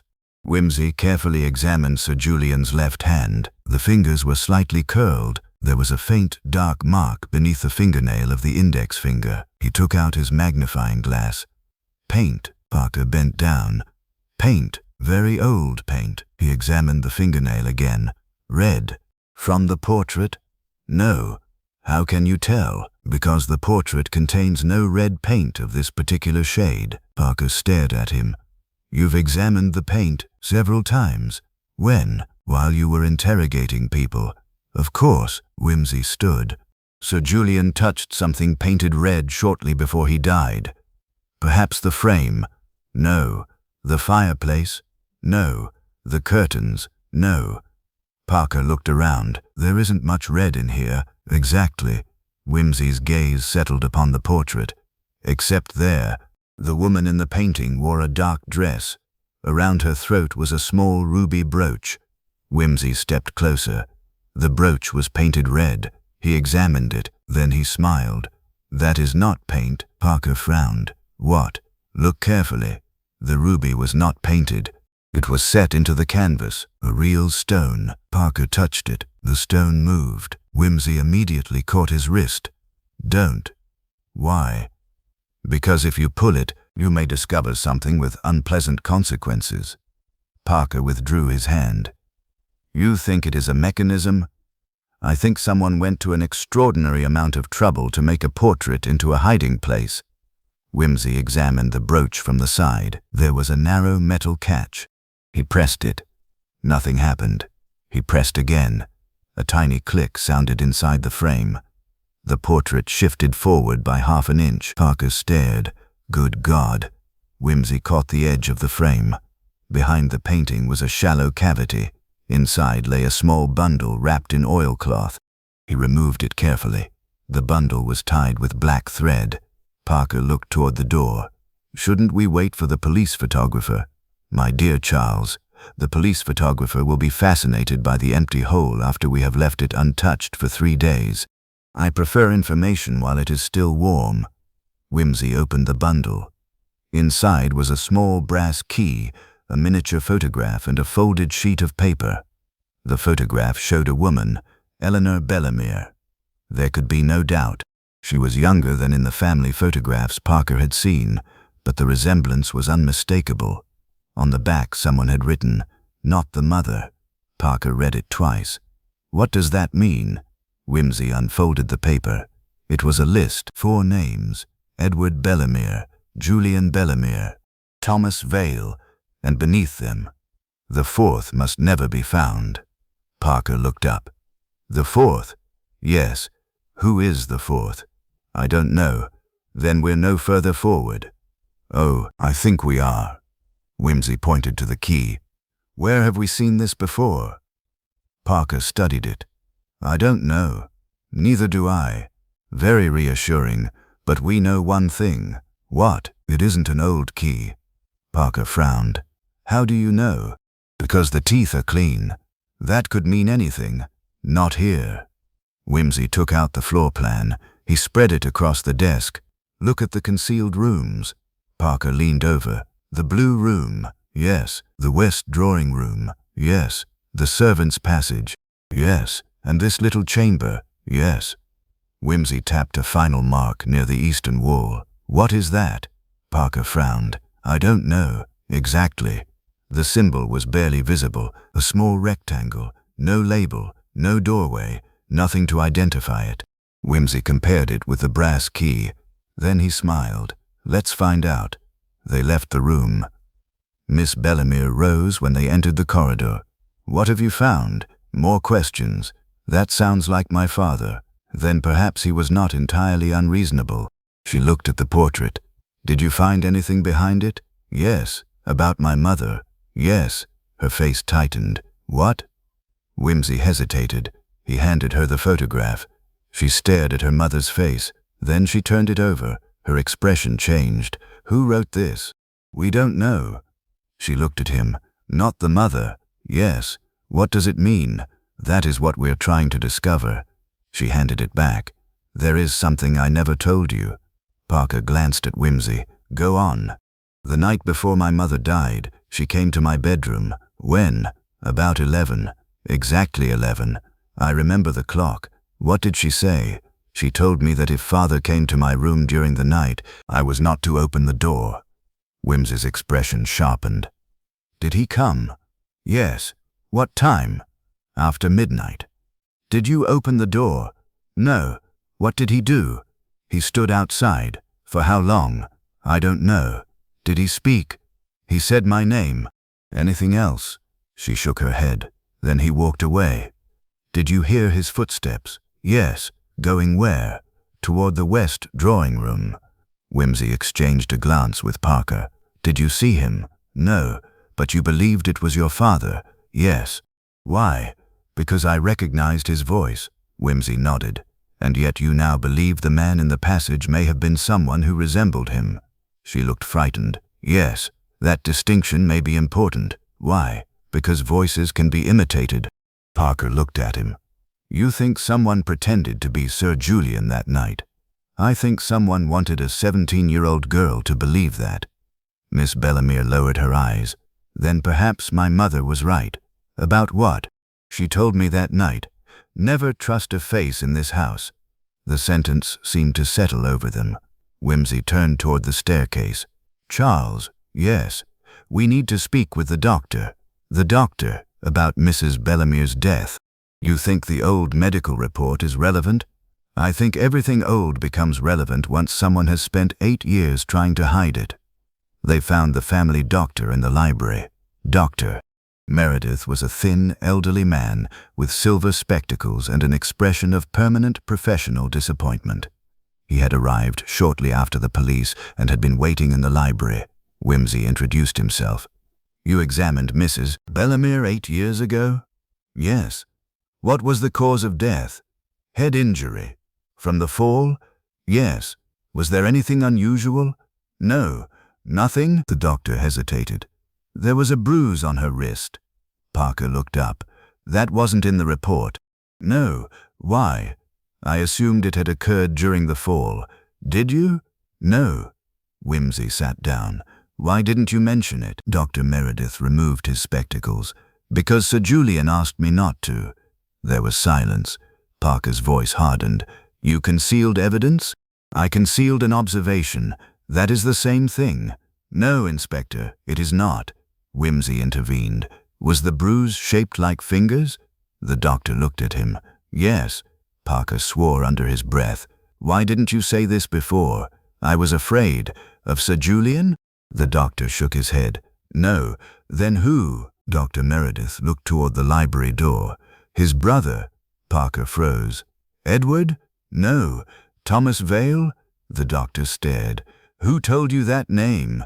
Wimsey smiled faintly. So you know him? I knew a man who called himself Thomas Vale. Where? Here. When? 8 years ago. Before Mrs. Bellemere died? Yes. Did you examine him? Yes. Why? Dr. Meredith hesitated. Because he had been stabbed. The room fell silent. Stabbed by whom? Parker asked. I don't know. Where was he wounded? In the chest. Was he seriously injured? Very.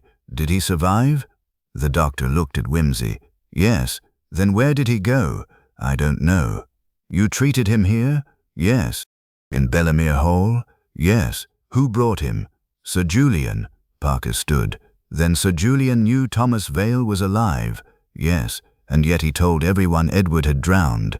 Yes. Wimsey's expression was thoughtful. What happened to Thomas Vale after you treated him? He disappeared. When? The morning after Mrs. Bellemere died. Convenient. Very.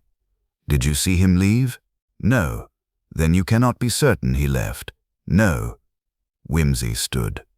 Doctor, one last question. Yes? When you examined the wounded man, did you notice anything unusual about him? The doctor frowned. Yes. What? He had a scar. Where? On his left cheek. Parker stared. The man in the photograph. Yes. The scar was on the left. Yes. Wimsey looked toward the library portrait. But the other photograph showed a man with a scar on the right. Dr. Meredith looked confused. What other photograph?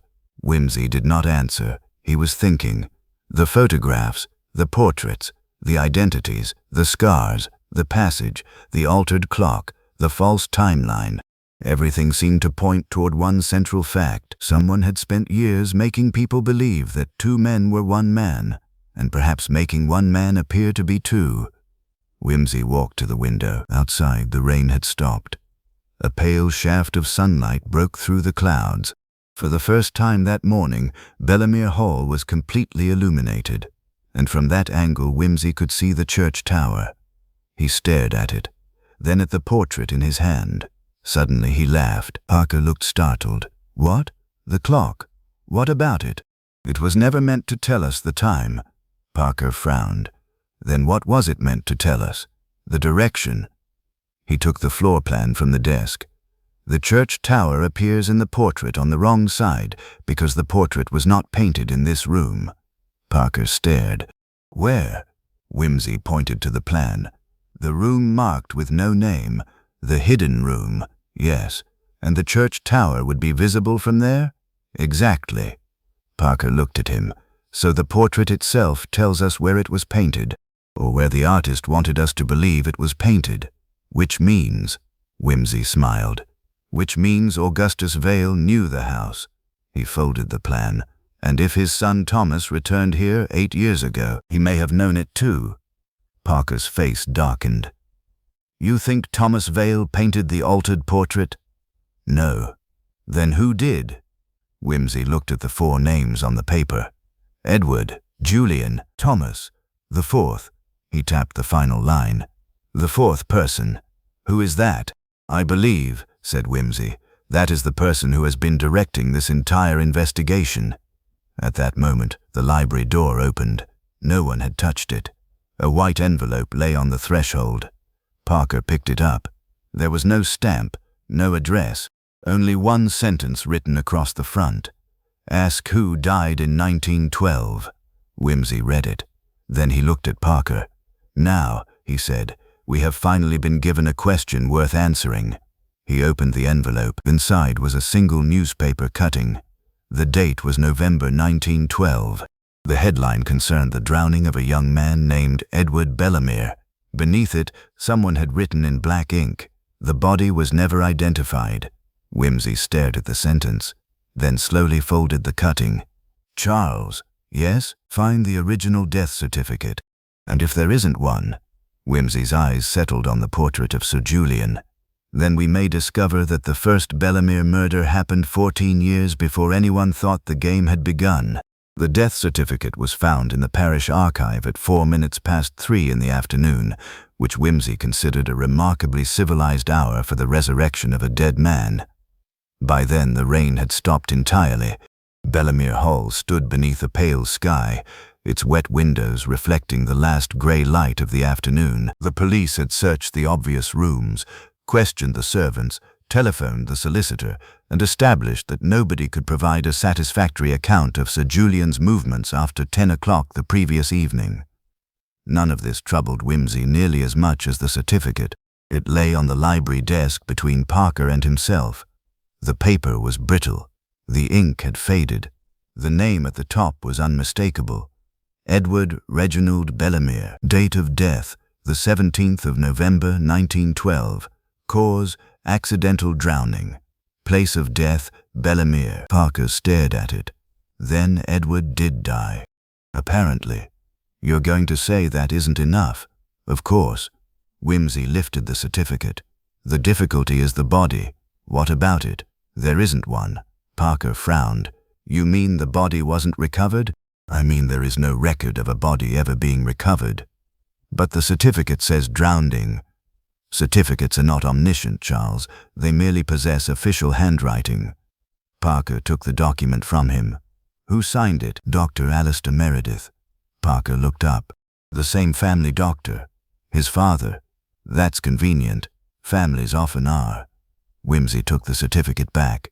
There is another difficulty. What? The date, the 17th of November. Yes, the newspaper cutting said November. Exactly. So Edward supposedly drowned on the 17th. Wimsey pointed to the newspaper. The report appeared on the 20th. That isn't unusual. No, but the report says the accident occurred on the evening of the 16th. Parker leaned closer. Wimsey was right. The newspaper stated that Edward Bellemere had disappeared after leaving the hall shortly before midnight on the 16th. His body, it said, had been presumed lost in the river. Parker read the line again. Then why does the certificate give the 17th? Because the date of death was assumed. That's hardly unusual. No. Wimsey folded the paper. But the death certificate was issued on the 18th. Parker looked at him. 1 day after the supposed drowning. Yes, that seems fast. Very. Could a certificate be issued that quickly? Certainly, if the doctor knew the circumstances. But if there was no body, Wimsey smiled. Then one wonders what he was certifying. The library door opened. Miss Bellemere entered. She looked tired. Have you found out? Wimsey nodded. Your Uncle Edward was officially declared dead on the 17th of November, 1912. She closed her eyes. So it is true. Officially. You always add that word. It is a useful word. She walked toward the desk. Was his body found? No. Then how could they say he drowned? They couldn't, but they did. Yes. She stared at the papers. My father always said Edward was buried in the family cemetery. Wimsey looked up sharply. Buried? Yes. Did you ever see the grave? No. Did your father take you there? No. Did your mother? No. Then that may have been another family tradition invented for convenience. Miss Bellemere looked toward the window. My father hated Edward. Why? He said Edward was dangerous. Dangerous in what way? He knew too much. About what? I never knew. Wimsey leaned back. Your mother did. Yes. And Sir Julian spent the last 8 years trying to keep you from knowing it. Yes. Parker entered behind her. I've got something. He placed a file on the desk. Records from the churchyard. Wimsey opened it. There was a list of Bellemere graves. Sir Reginald Bellemere, Lady Beatrice, several children, but no Edward. Parker tapped the page. Edward Bellemere isn't buried there. Miss Bellemere looked stunned. My father said he was. Your father lied, Parker said. Wimsey corrected him gently. Or repeated a lie. Parker looked at him. What's the difference? The difference between a liar and a man who has inherited a false story. Wimsey turned another page. A notation appeared at the bottom. Private family grave removed, 1936. What's this? Parker asked.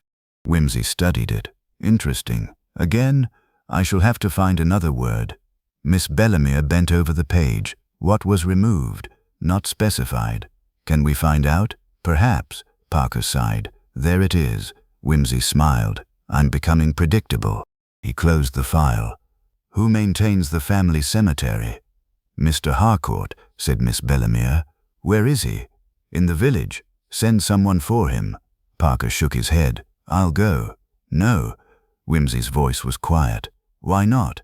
Because I want you here. Parker stopped. Why? Wimsey looked toward the library shelves. Because if our visitor is still in the house, I want him to believe we're still searching the records. And you? I am going somewhere else. Where? The West Wing. Parker stared.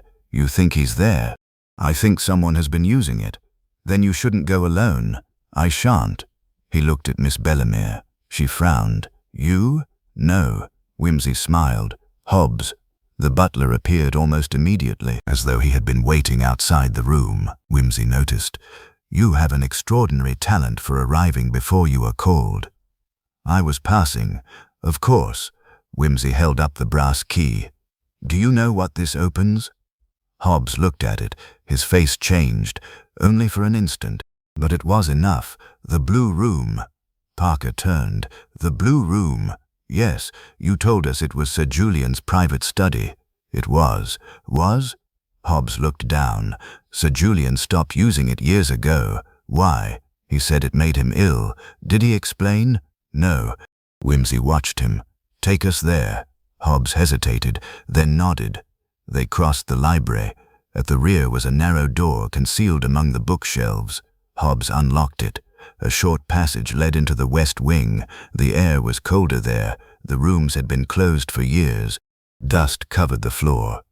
Wimsey walked slowly. Why was this wing abandoned? Sir Julian ordered it. After Mrs. Bellemere died. Yes. Did anyone ever disobey him? No. Why? Hobbs looked over his shoulder. Because of the noises. Parker raised an eyebrow. What noises? Footsteps. From where? Inside the walls. Wimsey smiled. Excellent. Parker sighed. Don't encourage him. Hobbs unlocked another door. The blue room.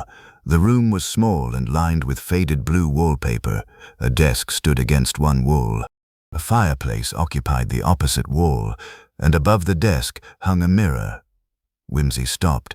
That's wrong. What? The mirror. Parker looked. It seems perfectly ordinary. No. Wimsey approached it. He stood before the glass. His reflection stared back. Parker joined him. What do you see? A room. So do I. Look at the window. Parker did.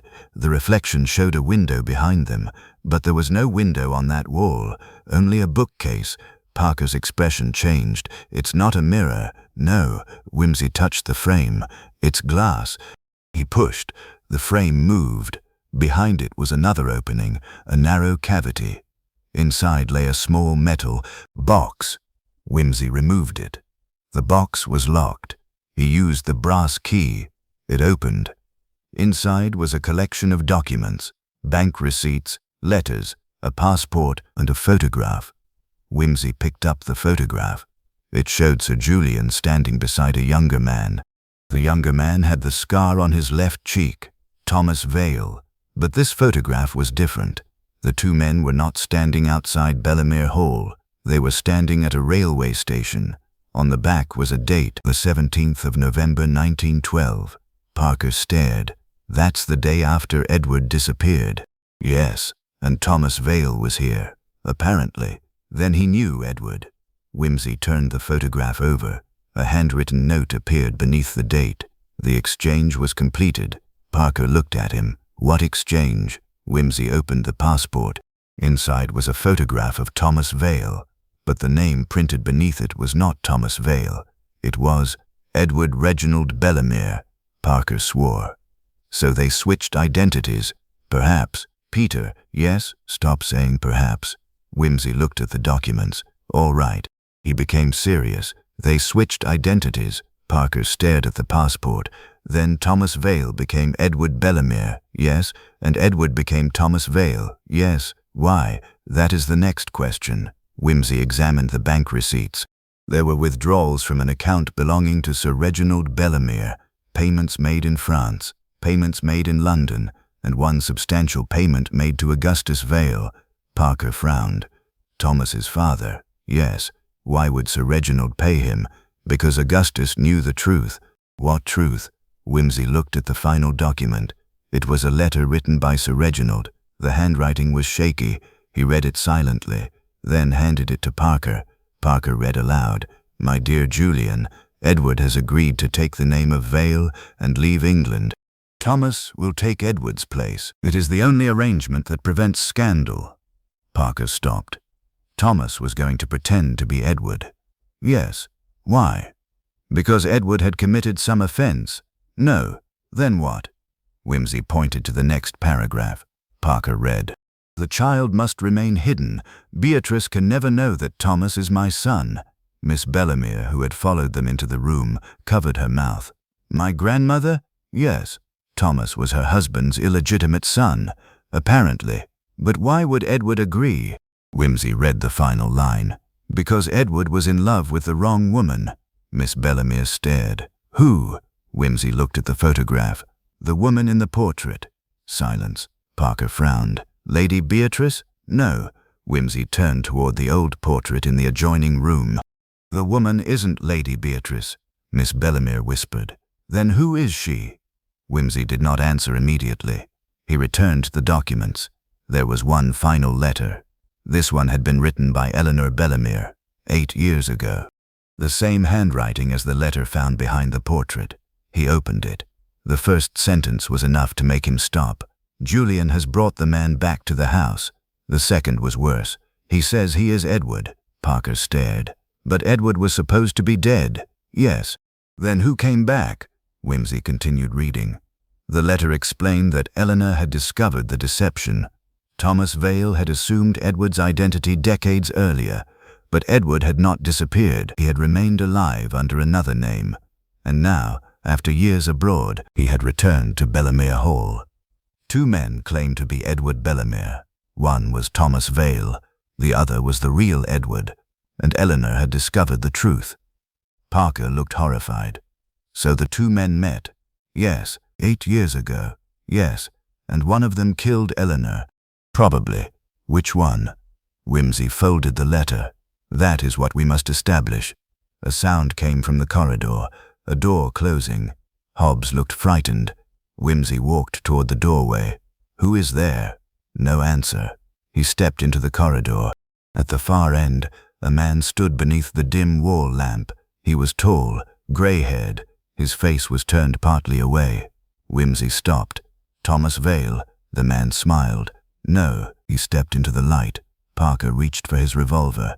The man's face was familiar. It was the face from the old photograph, the face that belonged to Edward Bellemere. The man raised both hands. "I have come," he said quietly, "to tell you who killed Sir Julian." Wimsey studied him. "Then you have come at precisely the wrong moment." "Why?" "Because I have just discovered that you have been dead for 14 years. The man's smile vanished, and behind him, from the darkness of the passage, came another voice, a woman's voice, soft, calm, and unmistakably Eleanor Bellemere's. "Don't believe him, Lord Peter." Miss Bellemere screamed. Wimsey turned.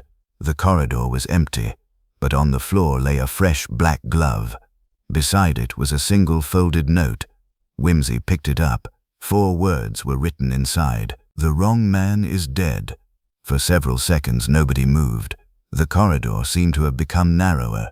The man who claimed to be Edward Bellemere stood beneath the wall lamp with his hands still raised, while Wimsey regarded him with the expression of a man who had just been presented with an unusually complicated bill. Parker's revolver remained level. Miss Bellemere was pale.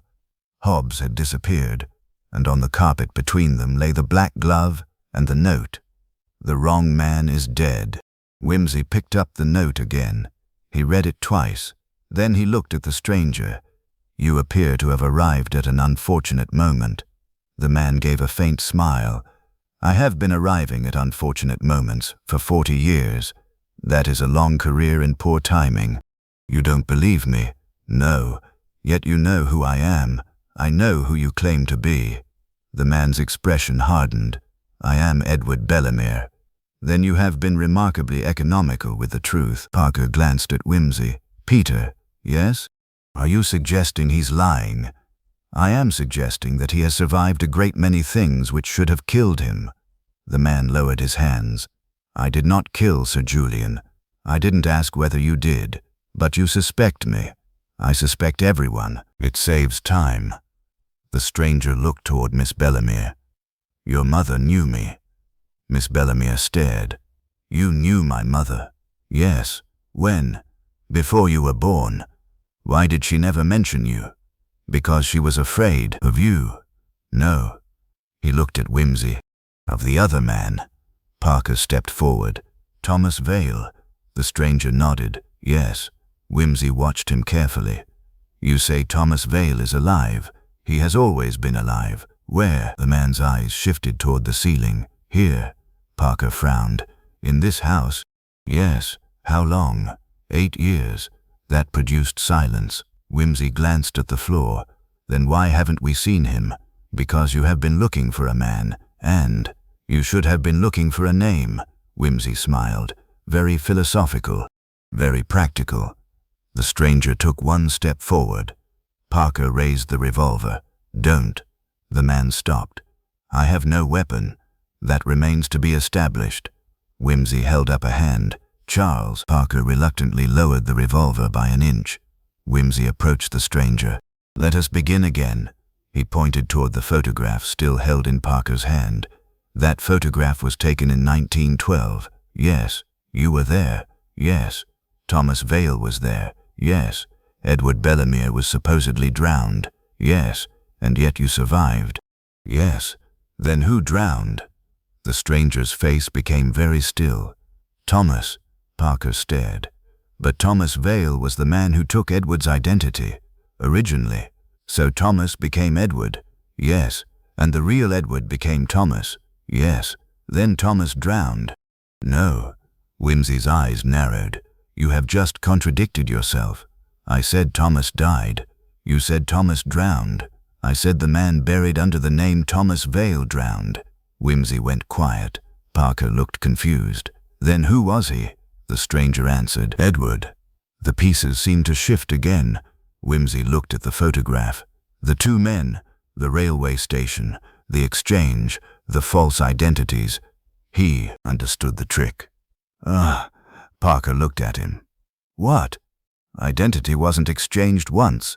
He turned to the stranger. It was exchanged twice. The man nodded. Exactly. Wimsey began walking slowly down the corridor. Edward Bellemere became Thomas Vale. Yes. Thomas Vale became Edward Bellemere. Yes. And then one of them died while pretending to be the other. Yes. So for 14 years everyone believed the dead man was Edward. Yes. But the dead man was Thomas. No. Wimsey stopped. The stranger smiled faintly. You are still thinking of the names as belonging to people. Wimsey stared at him. Names, he said slowly, belong to identities. Now you understand. Parker looked from one man to the other. I don't. That, said Wimsey, is because you are a policeman. Parker scowled. Wimsey continued. 2 men exchanged identities. One died. The surviving man continued using the identity he had assumed, but the family knew the original arrangement. Therefore, whenever someone referred to Edward, they might mean the man or the name. Parker's eyes widened. And that means the supposed death certificate proves nothing. Correct. The man who died in 1912 could have been either. Yes. Wimsey turned toward the stranger. And Eleanor discovered it. Yes. She knew which man was which. Yes. And 8 years ago, someone returned to Bellemere Hall claiming to be Edward. Yes. Which Edward? The stranger hesitated. The real one. Then Thomas was already dead? No. Wimsey's expression changed. Thomas was the man who returned. The stranger said nothing. Parker looked sharply at him. You just said the opposite. I said the man who returned called himself Edward, which was Thomas. Yes, and you. I was Edward. Parker looked bewildered. Wimsey, however, was no longer smiling.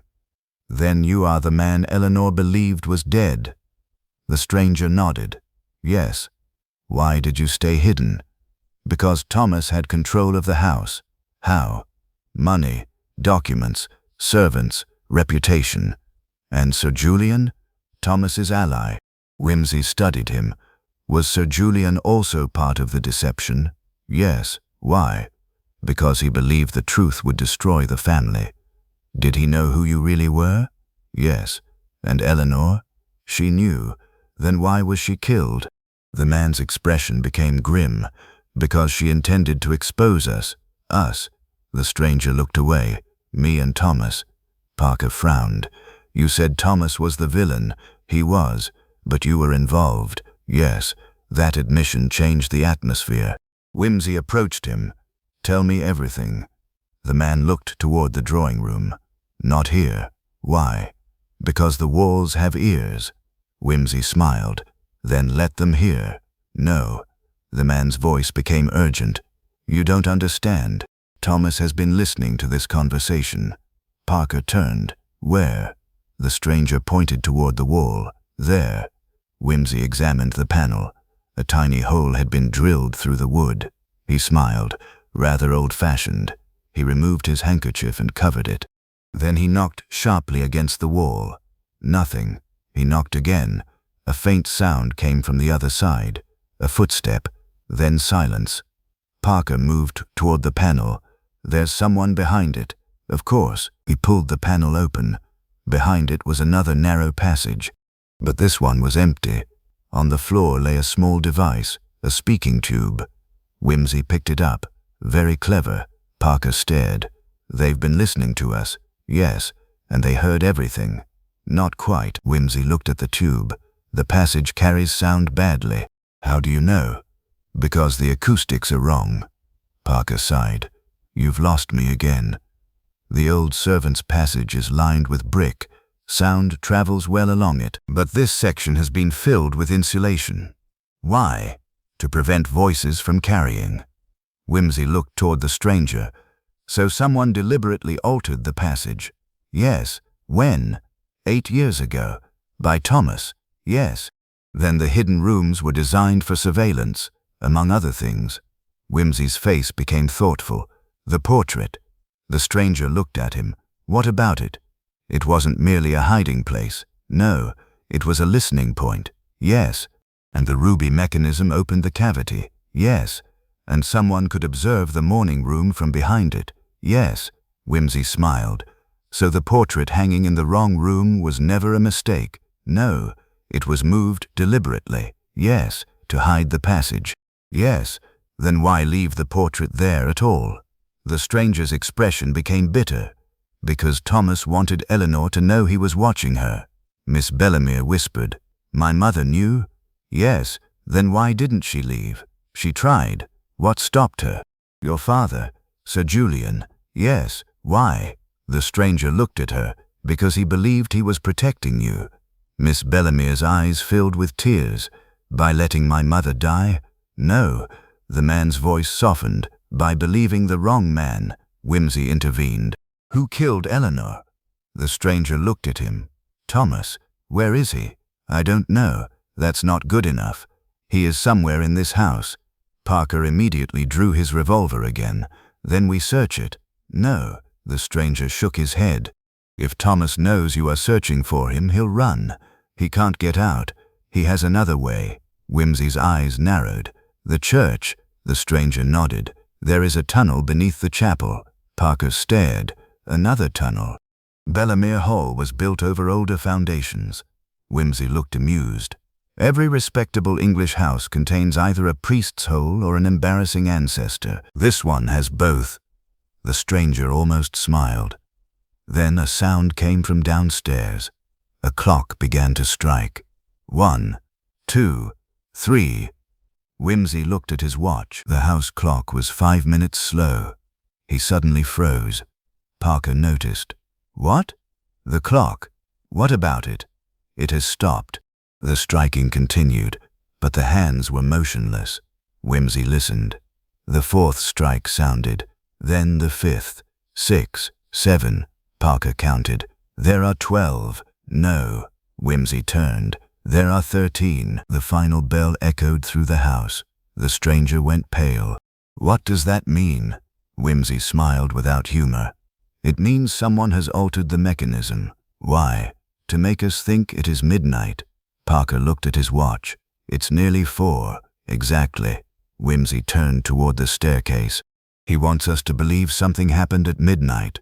"What?" "The murder." He suddenly understood. The original alibi. Parker's face changed. Sir Julian's death was staged to appear later, or earlier. Wimsey moved quickly toward the library. "Come." They followed. On the desk lay the police report. Wimsey picked it up. The body was discovered at 11:45. "Yes." "Estimated time of death?" "Between 10 and 11, according to the doctor." "Yes." Wimsey looked at the clock. "Wrong." Parker stared. "How can you know?" "Because the clock was manipulated." He looked toward the portrait. "And the portrait tells us when the deception began." Miss Bellemere whispered, "What happened at midnight?" Wimsey turned toward her. "Nothing." "Nothing?" "Exactly." He pointed to the clock. "Someone wanted us to investigate midnight because midnight was irrelevant." Parker understood. "Then when did Sir Julian die?" Wimsey looked at the old newspaper, then the railway timetable, then the photograph, finally, the clock. "Between 8 and 9. Parker stared. "But everyone saw him alive later." "No. Miss Bellemere did. She saw someone wearing his face." The room became silent. Wimsey turned toward the stranger.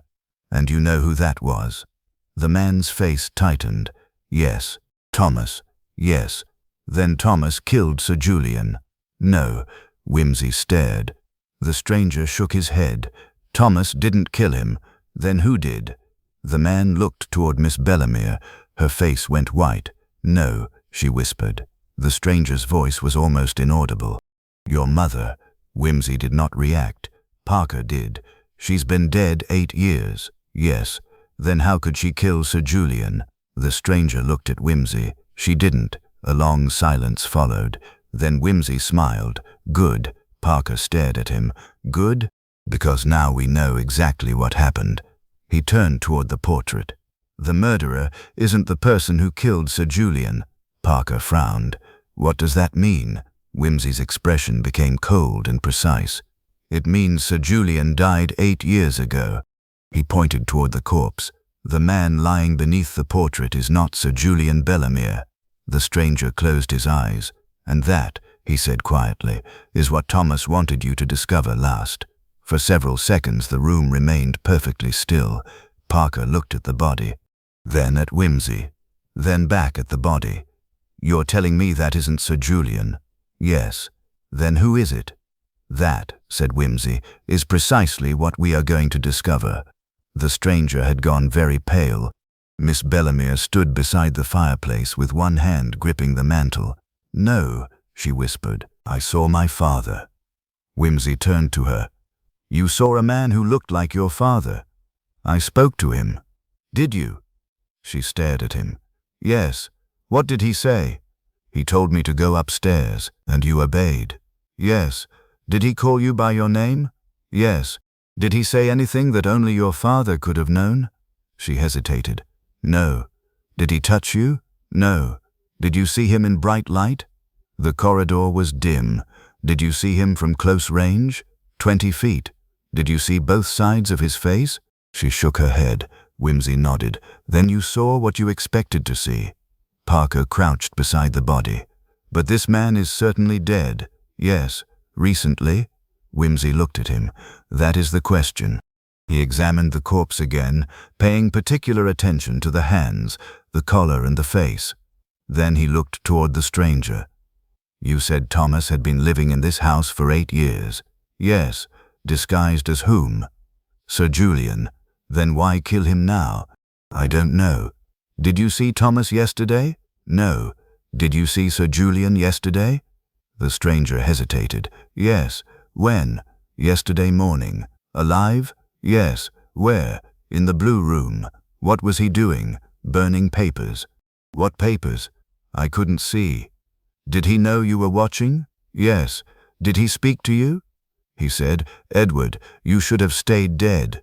Wimsey's eyes narrowed. And what did you say? Nothing. Why? Because I believed he was going to kill me.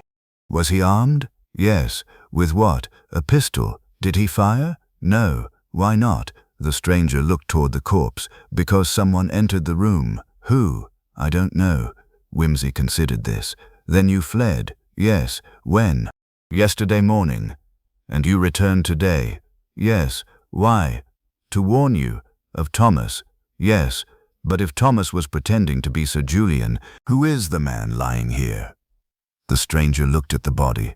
I don't know. Wimsey smiled faintly. That is becoming a popular answer. He turned to Parker. Bring the doctor. Parker left. Wimsey walked toward the corpse again. He removed the man's left shoe. Parker, who had returned to the doorway, stared.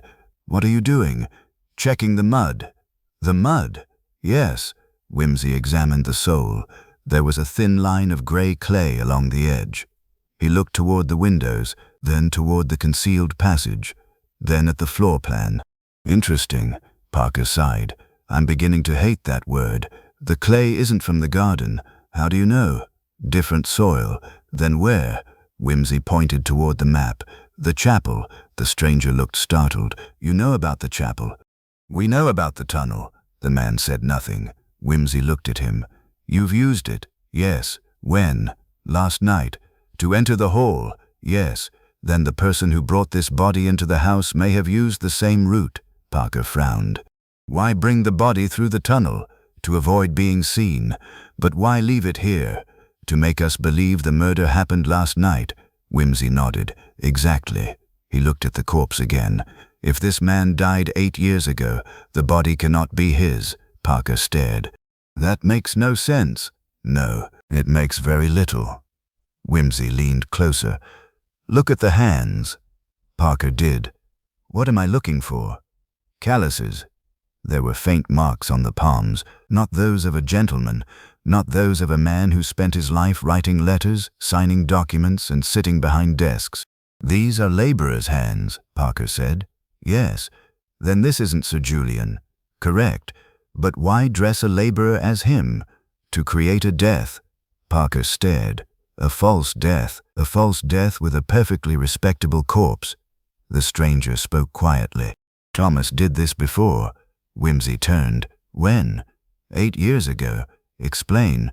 After Eleanor died, Thomas needed the world to believe that Sir Julian had survived. Parker looked confused. Why? Because the real Sir Julian was dead. Silence. Wimsey looked at him. Now we're getting somewhere. The stranger continued. Sir Julian died 8 years ago. Who killed him? Thomas. Why? Because Julian had discovered the exchange of identities, and Eleanor. She discovered it afterward.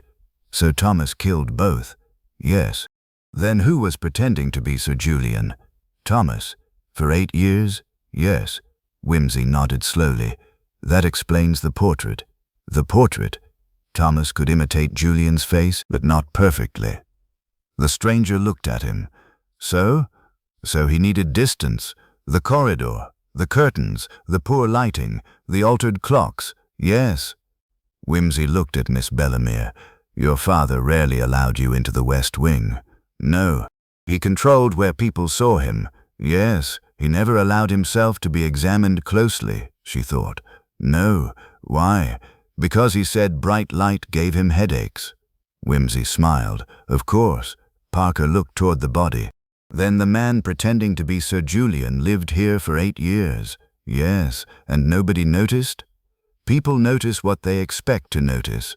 Wimsey's expression was dry. It is the foundation of civilization. Parker ignored him.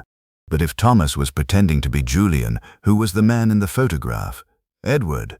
The real Edward? Yes. And he survived? Yes. Then why did he remain hidden? The stranger answered. Because Thomas had something that Edward wanted. What? The family fortune. Wimsey looked skeptical. Money alone? No. What else? The truth about our father. Sir Reginald. Yes. The stranger's voice lowered. Sir Reginald had another child. Thomas. Yes. And Edward knew. Yes. So Edward helped conceal him. For a time. Why? Because Edward loved him. Parker stared. His half-brother. Yes. Then why did they exchange identities? Because Thomas had been accused of a crime. What crime? The stranger hesitated. Murder. Whose? Augustus Vale. Wimsey's eyes narrowed. His own father. Yes. Thomas killed Augustus. Accidentally. That distinction rarely satisfies a court. No. What happened? Thomas and Augustus argued. Augustus threatened to expose the entire Bellemere arrangement. Thomas struck him. And killed him? Yes. Then Edward helped him escape. Yes. By giving him his identity. Yes. And Edward became Thomas Vale. Yes. Wimsey walked toward the window. That explains the first exchange. He turned. But not the second. The stranger nodded. The second happened because Thomas became ambitious. How? He discovered that Sir Julian intended to reveal everything. Why? Because Julian had become afraid of him. 8 years ago. Yes. Then Thomas killed Julian. Yes. And assumed his identity. Yes. And Eleanor discovered the truth. Yes. And Thomas killed her. Yes. Wimsey looked at the corpse. Then who killed the man lying here? The stranger looked confused. I don't know. Then we must establish when he died, Parker said. The doctor estimated last night. The doctor estimated what he was told. You think the body has been dead longer? I know it has. How? Wimsey pointed to the man's fingernails. Look. Parker leaned closer. There was a faint, dark line beneath them. Dirt. Not ordinary dirt. What is it? Grave soil. Parker straightened. Grave soil. Yes. Wimsey looked toward the churchyard. The body was buried, and then dug up. Yes. Why? To give us a dead man who could be identified as Sir Julian. Parker looked horrified. Then this was prepared in advance. Precisely. How long? Possibly weeks. Wimsey walked to the portrait. He studied the woman's face, then the ruby, then the frame. Thomas planned this. The stranger shook his head. No. Why not? Because Thomas was afraid of the portrait. Wimsey turned. Why? He believed Eleanor had hidden something inside it. She did. What? Wimsey removed the photograph from his pocket. The identity list. The stranger stared. 4 names. Yes. Then you know. Know what? The 4th. Wimsey waited. The man looked toward Miss Bellemere. Her expression was bewildered. Then he said, "Eleanor." Parker frowned. "Eleanor was the fourth?" "No." Wimsey shook his head. "Eleanor's name was never on the list." The stranger looked confused. Wimsey continued, "The list names 3 men and says the fourth must never be found. We assumed the fourth was another man." He turned toward Miss Bellemere. "But the fourth was not another man." Parker's eyes widened. "The fourth identity?" "Yes." Wimsey looked at the portrait. "The woman," Miss Bellemere whispered. "Who?" Wimsey walked to the portrait. He examined the woman's face again. Then he looked at the black glove, the lavender scent, the photograph, the letters, the hidden compartments. Suddenly everything aligned. "Your mother?" Miss Bellemere stared. "But that's impossible." "No, my mother died 8 years ago." "Exactly." Wimsey pointed toward the portrait. "The woman in this portrait is Eleanor, but she was painted decades ago." "Yes, she couldn't have been there. She wasn't." Wimsey touched the frame. "Someone painted her from an older photograph." Parker looked confused. "Then why make it look ancient? To create a false history. For what purpose? To hide the fact that Eleanor was involved from the beginning." The stranger stepped backward. "No." Wimsey looked at him. "You know this." The man's face changed. "She wasn't merely a witness." "No." "She helped arrange the identities." "Yes." "She knew Thomas." "Yes." "She helped him." "Yes." Parker looked from one to the other. "So Eleanor wasn't innocent?" "Not entirely. But Thomas still killed her." "Yes." "Why?" "Because she changed her mind." Wimsey nodded. "And that is the psychological heart of the case." He turned toward Miss Bellemere. "Your mother spent years protecting the family secret." Miss Bellemere said nothing. "She believed she was protecting you." A tear rolled down her cheek. But eventually she realized what the secret had made them. The room was silent. She tried to expose Thomas. The stranger nodded. "She threatened to reveal the truth." "Yes." "And Thomas killed her." "Yes." Wimsey looked down at the body. "Then he staged her death as an accident." "No." The stranger's answer came quickly. "Thomas didn't kill her." Wimsey looked at him. "You just said he did." "I said he was responsible." "That is not the same thing." "Eleanor killed herself." Miss Bellemere gasped. "No."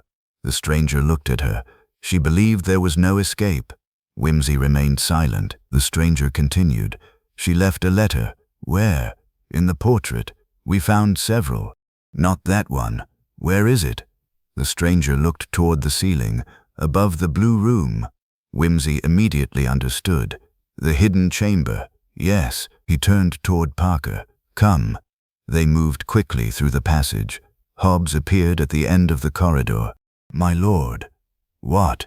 "There is someone in the chapel." "Who?" Hobbs swallowed. "I don't know." "Did you see him?"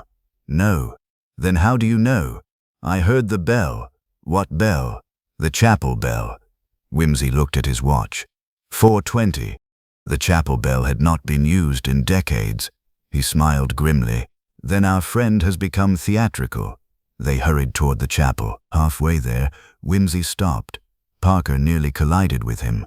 "What?" Wimsey pointed at the floor. Fresh footprints, wet, leading toward the chapel. But there were 2 sets, one large, one small. Parker stared. 2 people. "Yes." Wimsey crouched. The smaller footprints were narrow, almost delicate. He touched one. The mud was still wet, recently made. Who could the second person be?